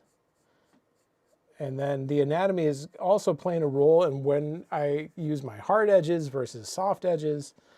And it's really important, which is why I teach so many anatomy classes. Well, it's a big part of what I teach is anatomy. You know, so we get the tricep, we're getting kind of like a shadow underneath the short head of the tricep right there. And then shadow along the medial head of the tricep coming out this way.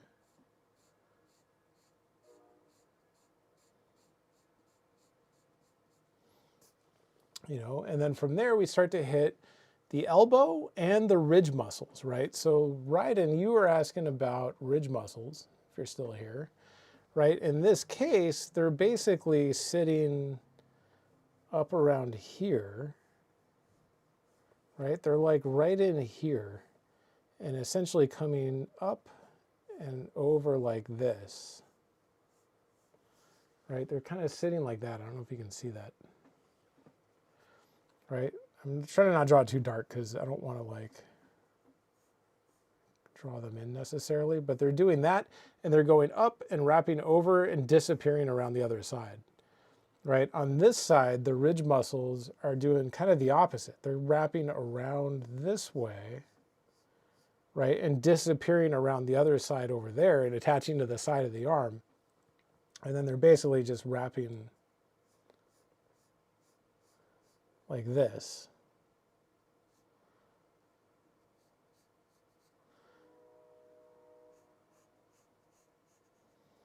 right? Kind of doing that, where it's coming from the other side of the arm and then wrapping down and under, because remember, it's going to attach on the bottom side of the thumb side of the wrist, which in this case is basically, if that's our wrist, it's got to be coming down and like attaching right up under there. And that's going to play a role in how this shadow looks when we get to it. I'm not going to draw it quite yet. But that's kind of what I would do, the ridge muscles. And then from there, we can see our extensors kind of popping out from under there, right? So if that's the ridge muscle, then we can kind of see this like little extensor section kind of coming out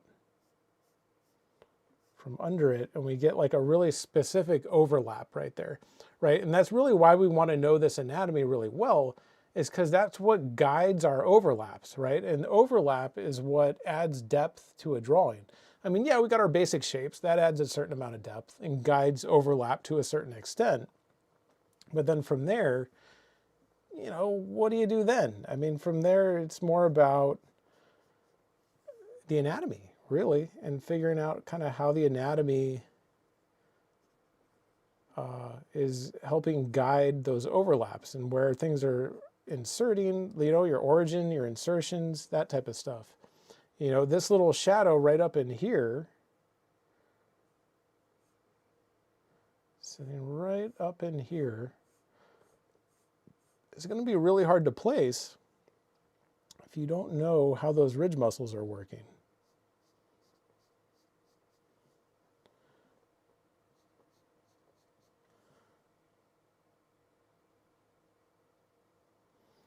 You know, it kind of sits like right up in there. And what's interesting is what's happening with this shadow is it's hitting our ridge muscles here, and then actually kind of following this part of it is kind of hitting the extensors coming out like this way from underneath it. You know, and there's like kind of like two things being described by that shadow right there.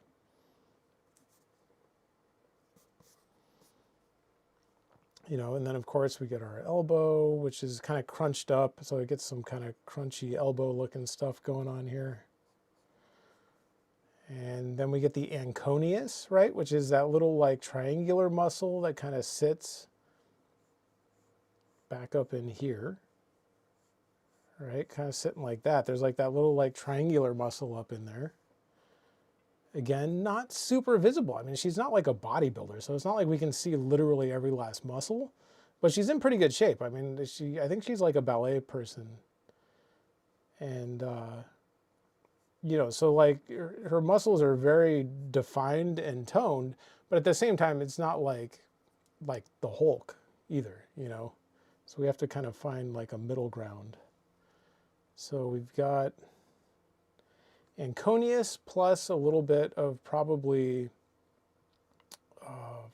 flex, or I don't know, whichever extensor drops down and connects to the ulna. Extensor is something ulnaris, I don't know. That kind of answers your question. Do you have to memorize all the muscles? It's helpful, but you don't necessarily have to memorize all the names. Because the names, especially in the forearm, I mean, there's just so many of them. And they're all very long words, very long Latin type words that can be challenging.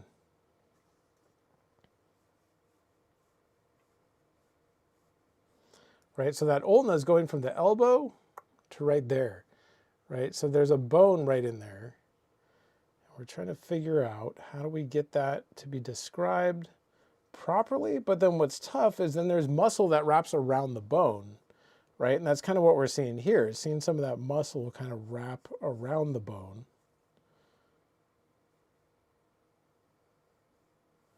Right, kind of like that, and then we pick up the flexors underneath, right? Now cutting around this direction.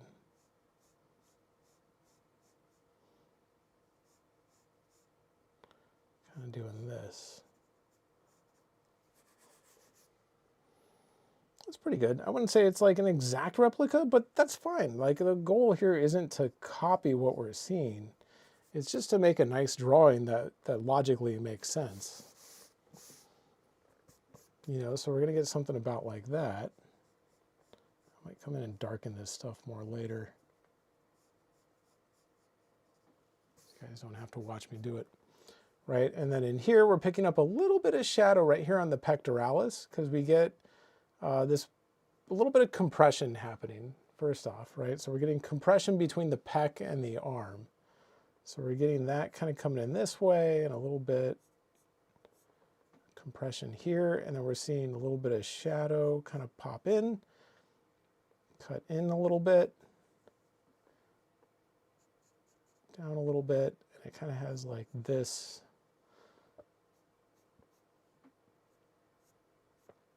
kind of little overlap to it. Right, a little bit like that. We're seeing a little bit of shadow on the bottom of the arm, but not too much. It's just a little bit, right, where the bicep's kind of cutting through here.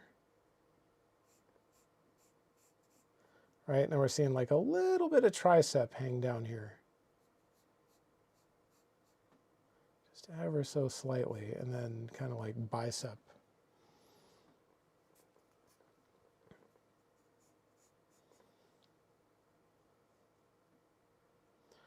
Right, this is the head of the humerus poking out, which is also a connection point for all of the flexors. So it, you know, it doesn't look quite like you would think a bone would look poking out. It's not quite as bony. It's a little bit more rounded. And again, that's because all those flexors are attaching right into that area. And this is a tricky spot here, right? So this is where we're picking up this overlap I was talking about earlier.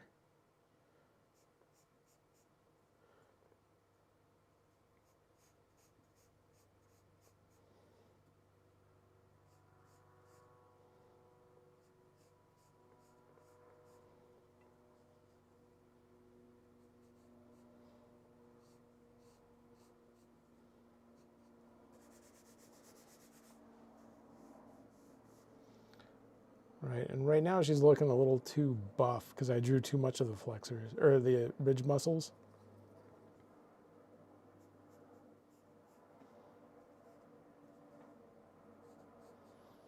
But there's this little like section in here that's being caused by the arm being twisted from being pronated and wrapping those ridge muscles around.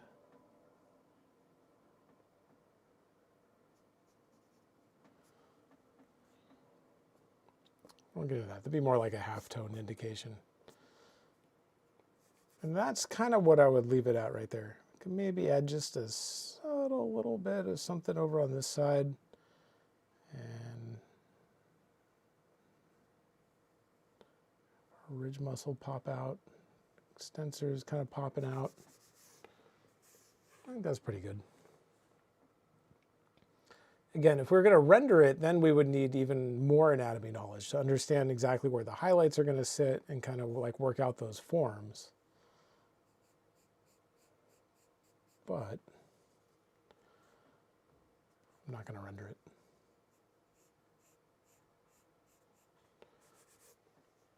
I think that looks pretty good. Okay, so let's see. There's a little bit of shadow right up in here, just ever so slightly. And then we get shadow. So the entire breast is in shadow, at least this one. And then we get a cast shadow from the breast down onto the torso, and then her torso's leaned forward. So it kind of like rolls into shadow here, right? So we're getting like a cast shadow here, right? And then we're seeing shadow on the rib cage here as it just kind of rolls into shadow.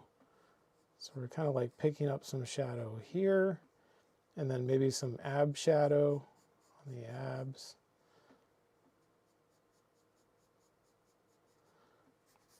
Right, we always want to think in terms of complete shapes. Like if you notice, everything I drew on this arm connects back into itself somewhere, right? Like this entire thing is a complete shape. This entire, although it's open up here, I guess. But eventually it's going to connect to this shadow down here. It'll all connect, right? Like all of this is all one big shape. And it's an important concept.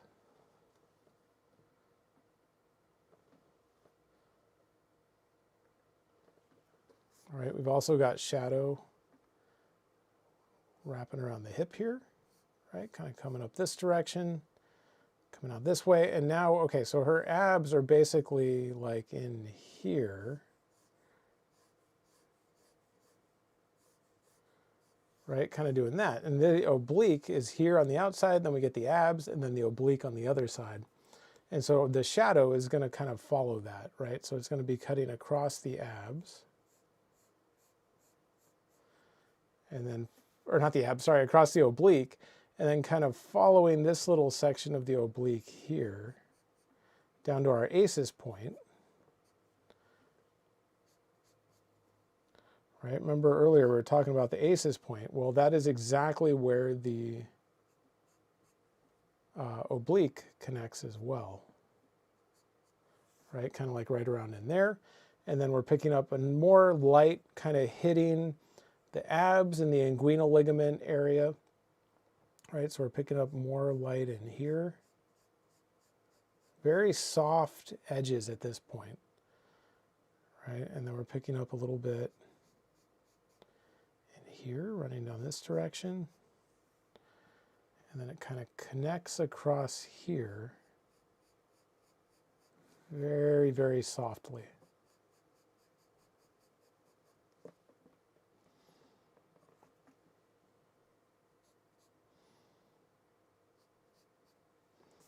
Right? And then it kind of pops back up again. Wraps kind of around this leg just ever so slightly. I don't want to draw too much of that because I want that to be more like a dark, or yeah, more like a dark halftone. And then it kind of merges out here in the leg.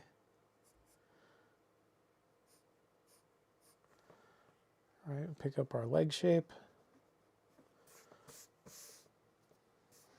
That's good, but remember, we're talking about complete shapes, right? So right now, this whole thing is just open, so we got to figure out how to close it off. We're picking up a little bit of light on the ab right here. I don't know that we need to put that in necessarily. I'm going to leave it off at first, and then we'll kind of come back to it. So right now, what we have right in here is the oblique kind of casting a little shadow onto the hip flexor right here, which is the tensor fascia lata. And then we get a cast shadow from the torso down onto her leg. So it's kind of like dropping down this way and then kind of dropping across this direction.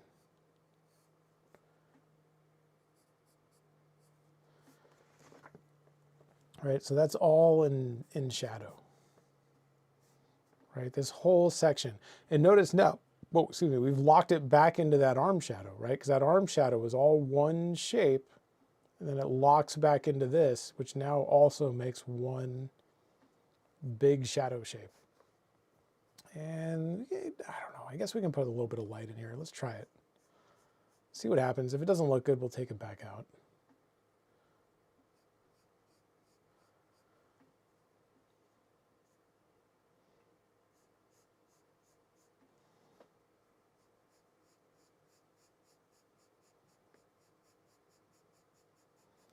Being really careful with my edges here, right? And where we're pushing our soft and our hard edges is going to have a big effect on the overall look of the drawing and kind of telling the viewer exactly what's happening.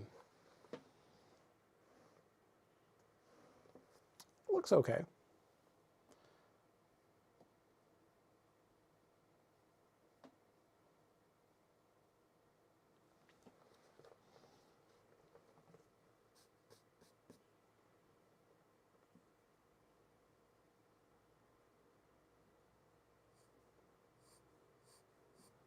A little bit of shadow right in there maybe. We're picking up a shadow on the lateralis, right? Vastus lateralis, big muscle on the side of the leg. And we're kind of seeing a little bit of shadow where it's kind of cutting in this way and then kind of cutting down.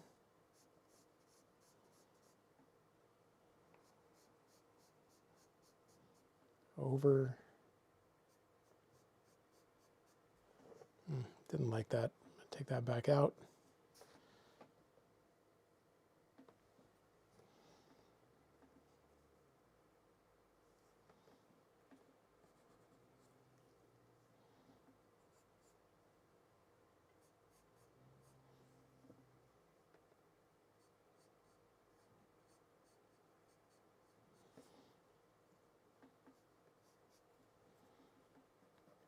right? So this is where we start getting into shape design, and shape design has a lot to do with just personal preference and what you practice, your understanding of anatomy,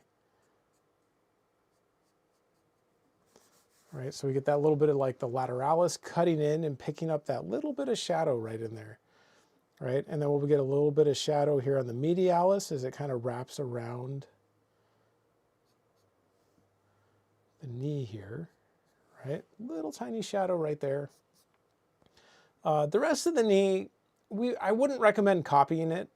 Knees are they're odd. They're tough to draw, especially when the leg is completely open like this, because all the skin, like you think about like how a knee works, when we bend our leg, all that skin gets like stretched out to account for the fact that, you know, the knee's being bent and now takes up, you know, covers more area or whatever. And so then when our leg is extended, all that extra skin kind of gets bunched up. And then there's like a bunch of tendons that get bunched up, and there's these things called bursa sacs that are kind of like get squished and poke outward. And knees in this exact, I don't know, stance, pose, whatever you want to call it, when the leg's fully extended like that, knees can look really odd. And I don't mean that like it's no offense to her. I mean, she has a totally normal looking knee. It's just knees in general. I mean, everybody's knees do that, you know? So like, you just got to be kind of careful about what you're drawing and designing. And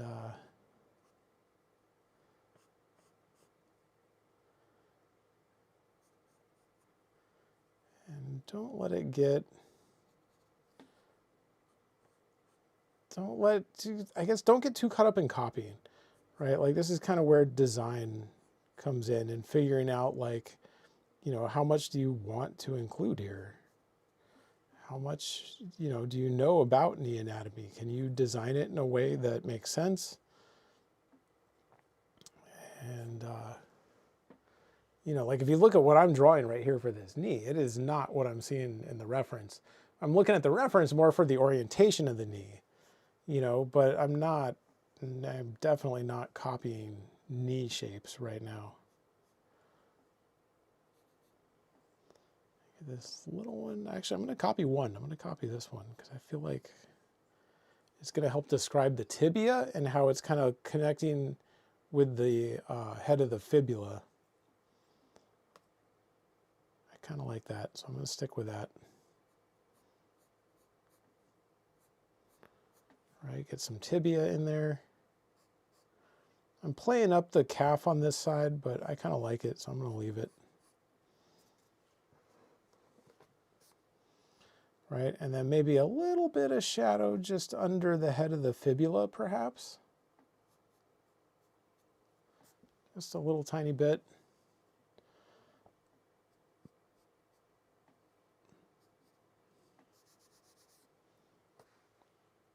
Alex! What's up, Alex? Welcome back. Had to stop by and say hi again. I appreciate that. Appreciate the support. What else do we have? RF. RF wrote, why some artists use a mirror or step away from their easel and observe the model? What do they try to see? I haven't seen this practice at Watts. I used to see that practice at Watts all the time. I mean, I used to do it all the time.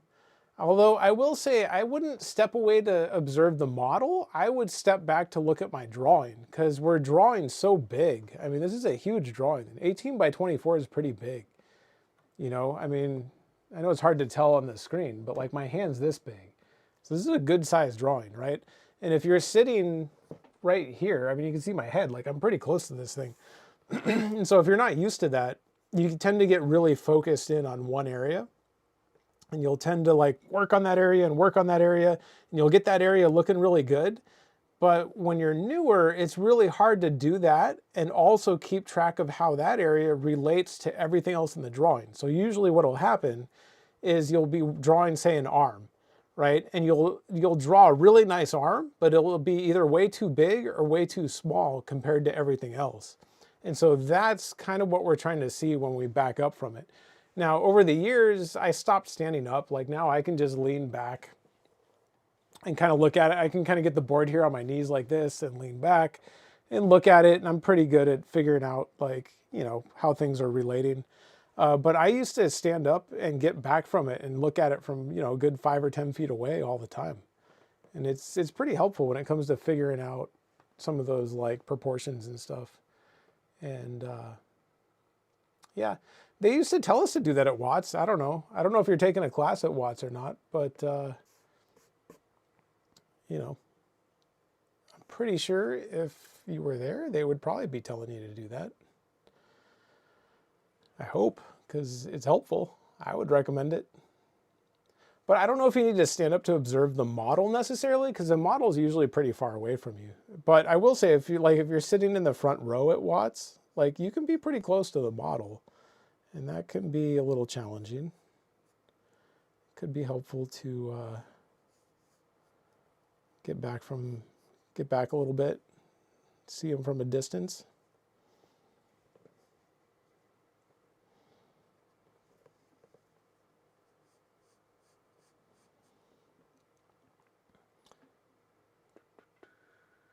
Alex wrote, "What have you been watching on the old television lately?" We just finished watching Fargo, the new season of Fargo. It was pretty good. I would highly recommend it. It just ended too, so if you're gonna watch it, now's a good time. Cause Fargo, and then I dropped my pencil. The Curse. The Curse was a crazy show that was actually pretty good as well. I would also recommend that. Which is strange, because if you know anything about Nathan Fielder, it's not like his other stuff. Although, I don't know, maybe it is. Maybe it is, and we just didn't realize it.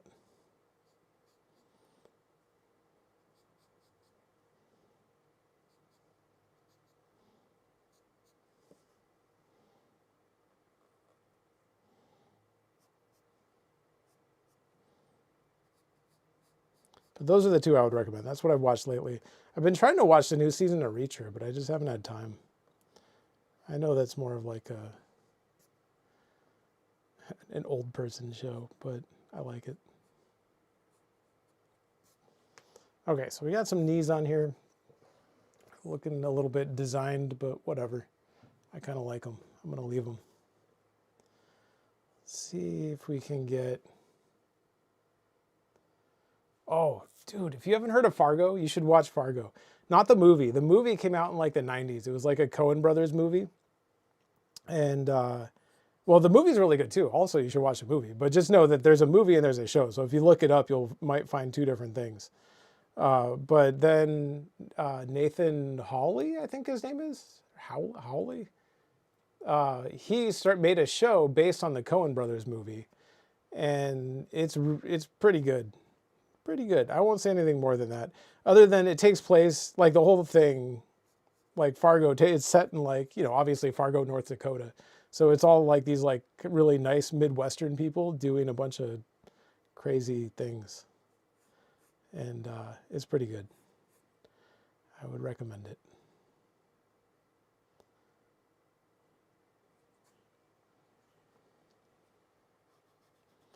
I think what just came out was the 4th season, maybe? Oh, I've seen part of the movie. The movie's pretty good, but to be honest, I like the show more. The show is really good.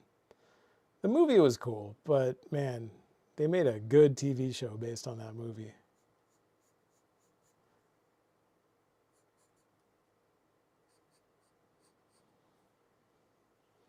It's a little bit of a shape. I'm kind of pushing it a little bit because it's not super clear in the reference, but like the peroneus muscle is on the side of the leg, and I know it's sitting right about there. So I can kind of push a little shape there and probably get away with it. And then, of course, we have a little bit of like the soleus and some tendon and stuff kind of running through this way.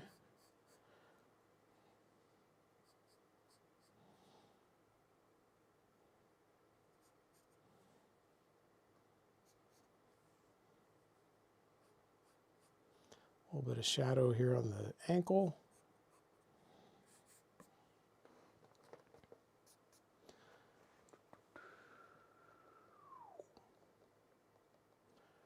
Isaiah, welcome back, Isaiah. Isaiah wrote, is this image on the site to download? No, it is not, unless you subscribe to our subscription library. I believe this was something I included as reference for one of the classes. I don't think I demoed it, although I may have in like a critique video or something. But like every time I teach a class, like say I was teaching a figure drawing class, you know, I would do a demo, which would be more like an hour long, not super long like this because I'm busy talking about stuff. But I do the demo and then I would give you that piece of photo reference and then like 3 more. So you would get like 4 pieces of photo reference. The idea is hopefully, if you have time, you would kind of draw what you see me draw in the demo and then try and draw those other pieces on your own. And it'll really kind of force you to start making some of your own decisions, you know? Because like copying my demos is way easier than doing your own drawing, right? And you can learn a lot from it. I'm not saying you shouldn't copy them, but you need to do both, right? You need to like really,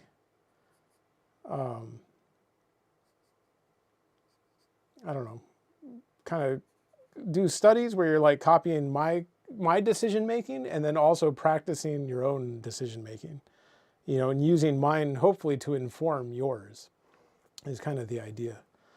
And yeah, but to answer your question, no, this can't be downloaded on the site unless you're in the class that it was a part of, or if you're in the subscription library, you could go find it. But off the top of my head, I have no idea. I can't remember what class it was for when I included it.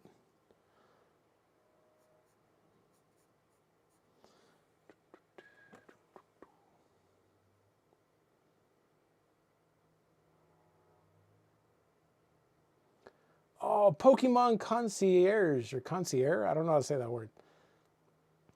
I added that to my list of things to watch. I just added that to my Netflix watch thing. It's good to hear that it's good because it looked really cool. It reminded me of the Rilakuma animation. Can't remember what it's called. Maybe it's just called Rilakuma or something. But it had a very similar look to it, where it was like a stop motion type deal, and that was really cool. I enjoyed that. And Pokemon looked like it had like a specific look to it that was pretty similar to the Rilakuma show. So yeah, I was gonna watch that too. I'm glad you mentioned that. I forgot about it.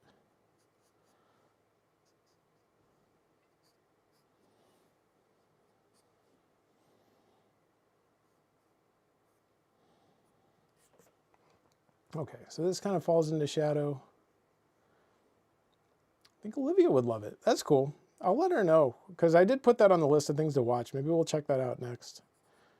Unfortunately, she had a dinner thing she had to go to, so she's not here, but I'll tell her. It seems like something she would like.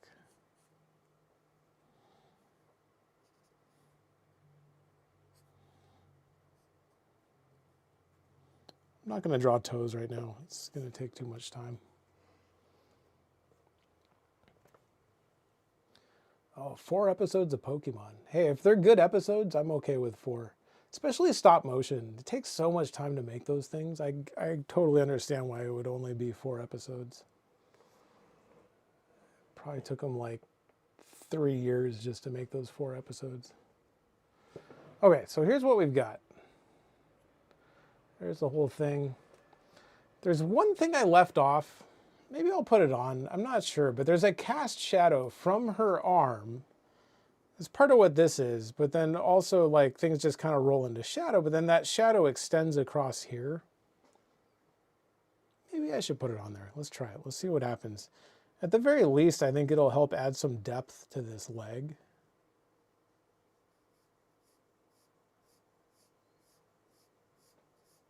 It's going to have to be very soft because it's very far away from the arm.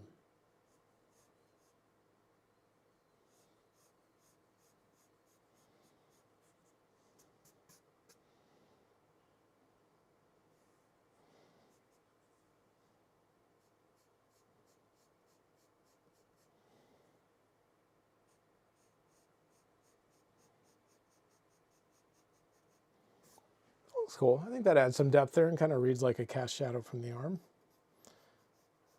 I'm going to leave it. Blue Eye Samurai. Jesse says, try Blue Eye Samurai. I think artists would love that show. I saw it. I saw some articles written about it, and it sounded really cool.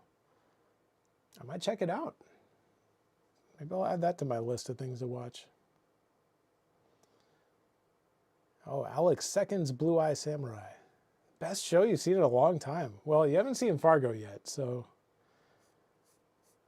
we'll see about that. But who knows? I mean, I'll try it. I'll take a look at it. I remember seeing it on Netflix, and the animation looked pretty cool. And I remember seeing an article saying it was really good. And then, I don't know, just didn't really have time to watch it. But I should check it out, because it sounds like it's probably pretty cool.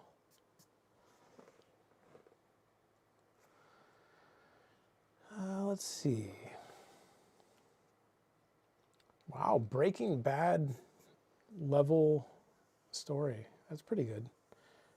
I don't know if you watched Better Call Saul, but I'm one of the people that watched Better Call Saul before watching Breaking Bad. And to me, Better Call Saul seems like a better show. I like Breaking Bad. Breaking Bad was good for sure. But man, Better Call Saul was really cool. It was a good show. It had levels of depth to it that Breaking Bad didn't.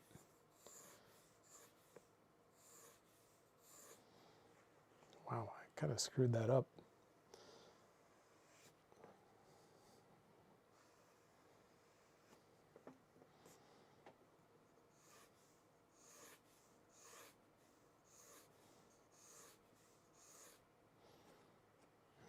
Not great. Figures the last thing I draw would not go well.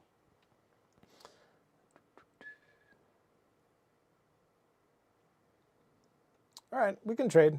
I'll watch an episode of Blue Eye. What is it? Blue Eye Samurai? And you watch an episode of Fargo? The first season of Fargo is one of the best ones. The first 2 seasons, really good. 3rd season was okay. 4th season was pretty good. I think season 5 must be the one that just ended. The guy that made that show is making like an alien show next. So it sounds like it's going to be pretty cool.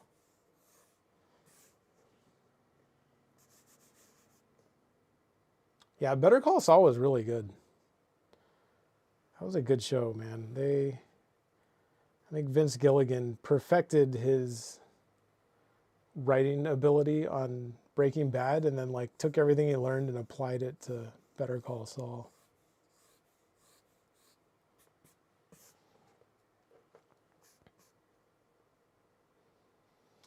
Let's see. RF.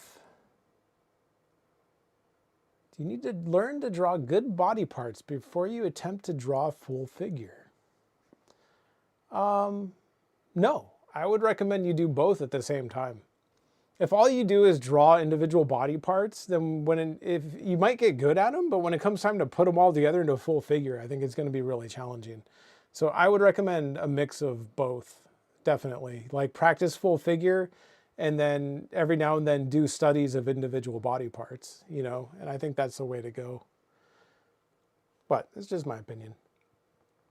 Is there drapery stuff in the library? There is some drapery stuff in the library. I teach like a basic, or taught like a basic drapery class a while back. It was okay. It wasn't like, I mean, it went fine, but it wasn't my favorite class. It is one of the ones that I plan on reshooting at some point. Not because it was like bad, but I don't know. It's just one of those ones where like I got done and I thought, I feel like I could have done better. And so it's going to get redone at some point. But there is a drapery class in there. Yeah, so hopefully that answers your question. It's pretty basic. Like it just goes over like the main folds, you know, and like the different types of folds, and you're basically just drawing big pieces of cloth. And then the last week or two, maybe the last week, we kind of like apply it to people. And then one of the things I plan on teaching in the future, sometime over this next year, is, well, there's a bunch of things, but one of them is a more like a draped figure drawing type class, you know, where we're focused more on drawing clothes rather than just like practicing folds. So that's coming eventually. But that's not in there yet. I haven't done that yet. Facial expressions is another one that I plan on doing at some point. And a lot more invention type stuff. You know, like comic book style type stuff is what I kind of want to do over the next year.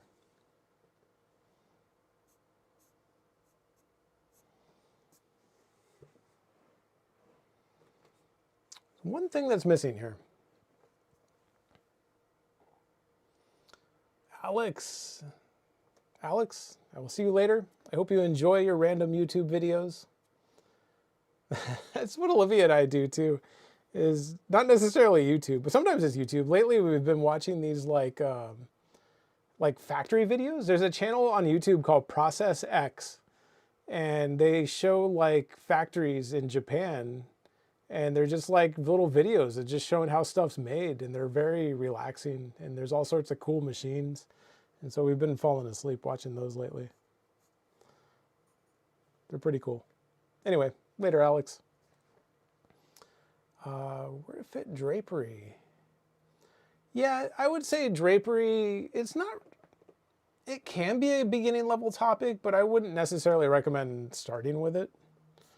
You know, like, once you understand the figure and you understand like basic shapes and you understand kind of how edges and shape design work a little bit, learning drapery and learning to drape drapery on top of that isn't quite as difficult anymore. You know, so like to me, I think learning this stuff first is more beneficial. And then, you know, from there figuring out, whoops, like how to, I don't know, how to drape stuff over it. Clothing's not that tough. Like you kind of learn the concept of like, hey, here's a few different folds and how they work. And then there's like things called tension points, right? Which is, you know, as you move your arm or whatever, basically the fabric gets like pulled on one part of your body and pulled by another part. And once you kind of learn how that works, drapery is not that hard.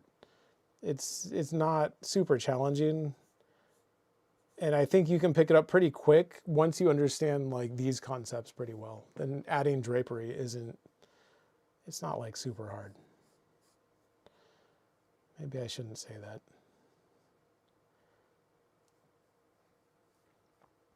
Okay, let's see here. What am I trying to draw? Let's find...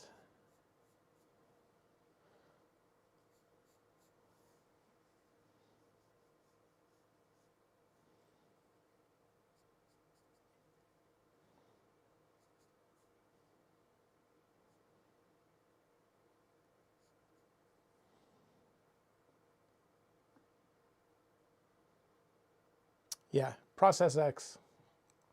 Process X. When you look it up, I think the name's written in Japanese, so it'll look like Japanese characters or symbols, I don't know, and then an X. But when you click on the page, it'll say Process X in English at the top, like on the little banner, in case you want to know if you got the right one.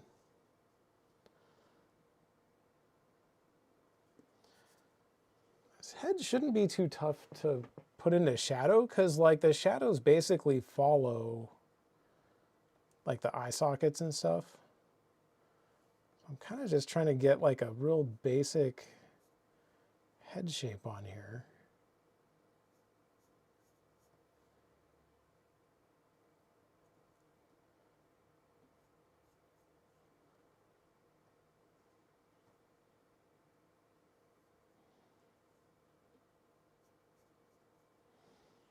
Right, maybe something like that. Right, mouth kind of sits down here.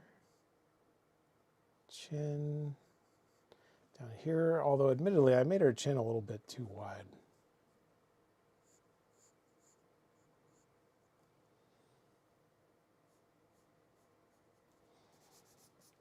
It's a little better. Let's see what that face looks like. If we zoom out, look at the whole thing. This is the equivalent of what I was talking about earlier, right? Like the YouTube live stream version, where rather than getting back from my drawing and trying to look at it from a distance, I can just zoom out and look at the whole thing on the screen, which is kind of nice. I think it looks pretty good. Let's see, let's go in here, lock some of these shadows down, and then once we get this map, that'll be the end. I think we'll go ahead and stop after that. Let's see here. So we've got an eyebrow.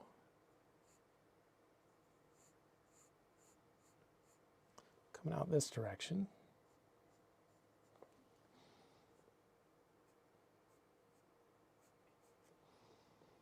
And we've got one over here.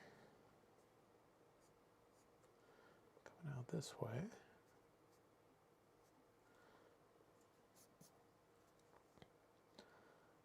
Let's see here, a little bit of shadow across the brow.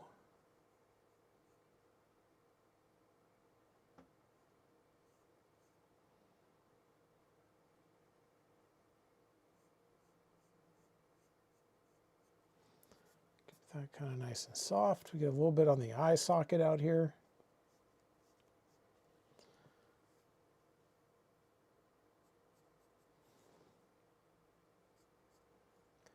Cuts in, cuts down this direction pretty far, and then we're just picking up a big shadow here and cast this way. And then across. Right, we're basically just getting a big eye socket shape that's going to get filled in. It'll pretty much all be in shadow. We could add more stuff inside there, but I wouldn't do it yet. It's too soon. Right, a little bit of shadow here on the nose.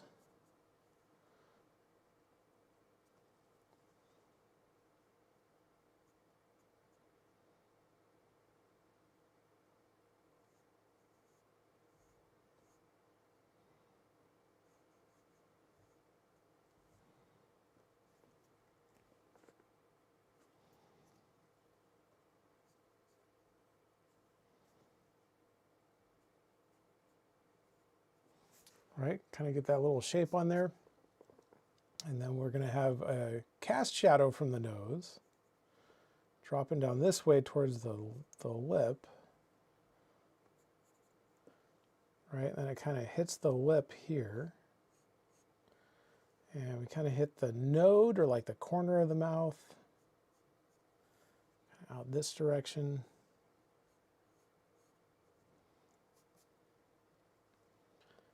And then that's going to kind of link into our cheek shape here, which is a little tricky.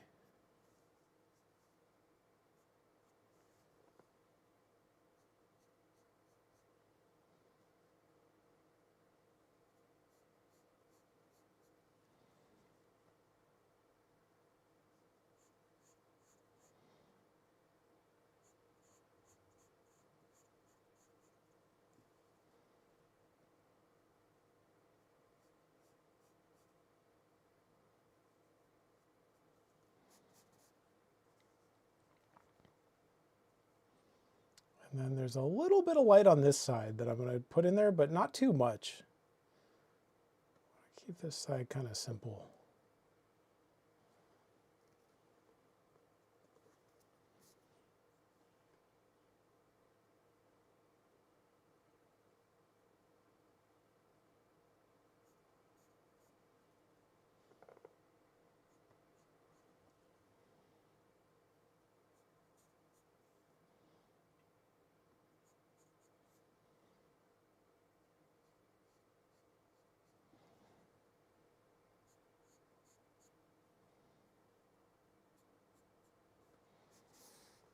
It's pretty good. So if we were to fill all of this in, it would make one big shape. And I think it would look about right. And then all we need now is a cast shadow from the head down onto the neck, right? Because her neck is in shadow from the head, right? So it's kind of like coming out a little bit this way, maybe popping back in, down again, pit of the neck, and then maybe kind of down this direction. Notice I'm keeping the lines down here really soft. The reason for that is because it's a shadow being cast from the head.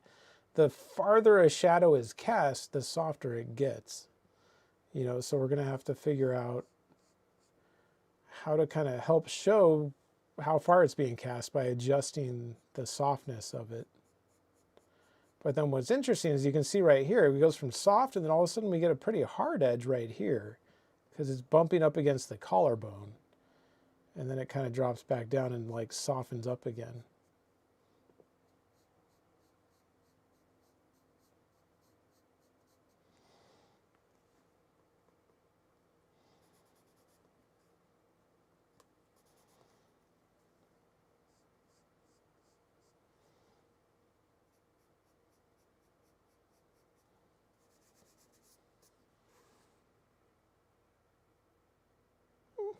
Say not the greatest face I've ever drawn, but it's okay. He gets the job done.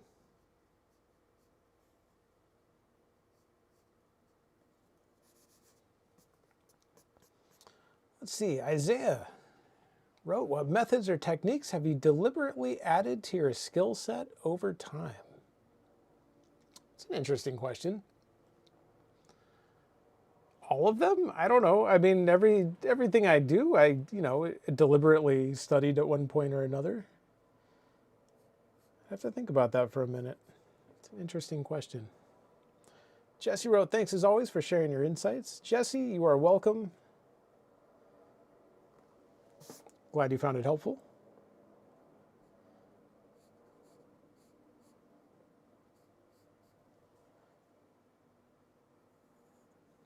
One of the things I will say that I deliberately studied is anatomy is one thing. And part of that just comes from my own interest in the human body and anatomy. You know, I don't know why, I've always been fascinated by it.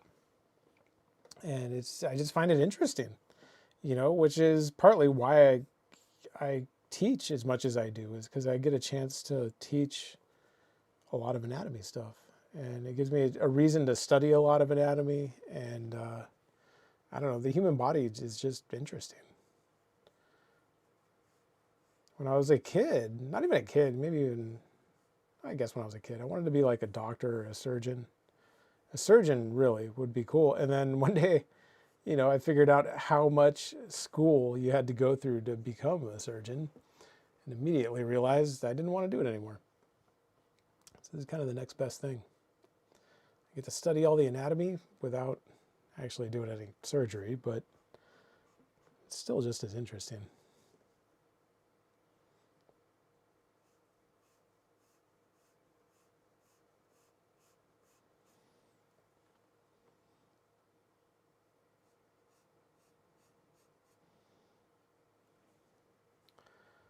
But it's true that school is not my favorite thing. With the exception of going to Watts and studying art. I mean, I enjoyed the heck out of that. But man, regular school, I was not great at it. I mean, I was good at it, but like I didn't enjoy it. I really didn't like it.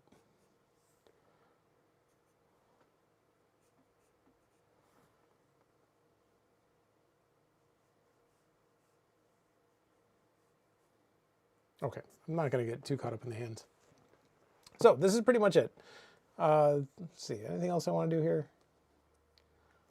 Maybe change this shape a little bit. I don't like this shape I put up here. It's odd. I feel like it doesn't match the rest of the drawing. Shape design is another thing that has to be kind of deliberately studied, you know, and practiced. And something that's not easy to teach. You know, I can teach people how to study it, and I can tell you to do master studies. You know, there's a lot you can teach about it, but it's the kind of thing that's hard to like just teach and say, hey, here's how you do shape design. You know, because it's a very like personal kind of thing. You know, in fact, what I didn't like about these was the shapes. Like they didn't look quite right to me.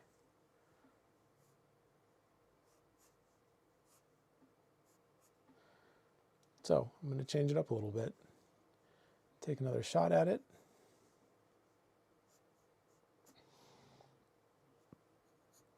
See if I can do better this time.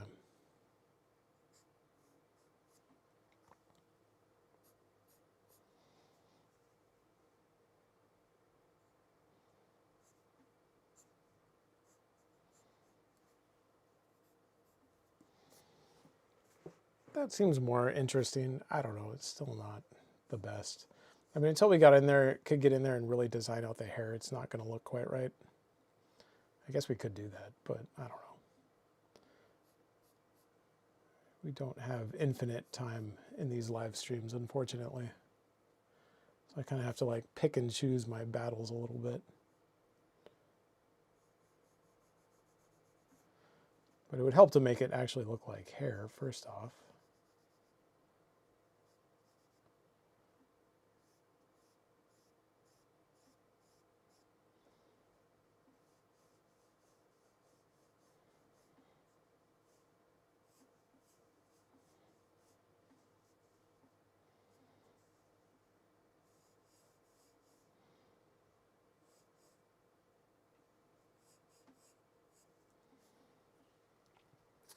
That wasn't great. Didn't like that. Anyway, I think I'm getting tired. So, this is the end. We have reached the end of the live stream. How long has it been?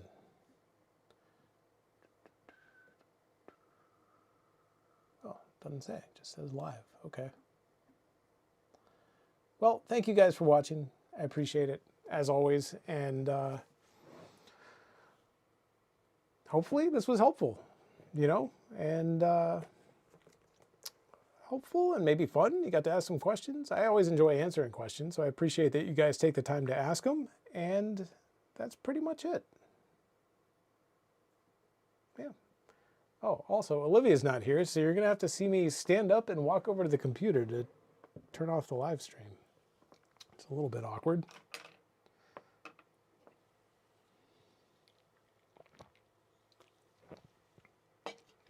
But we'll do that right now. Here we go.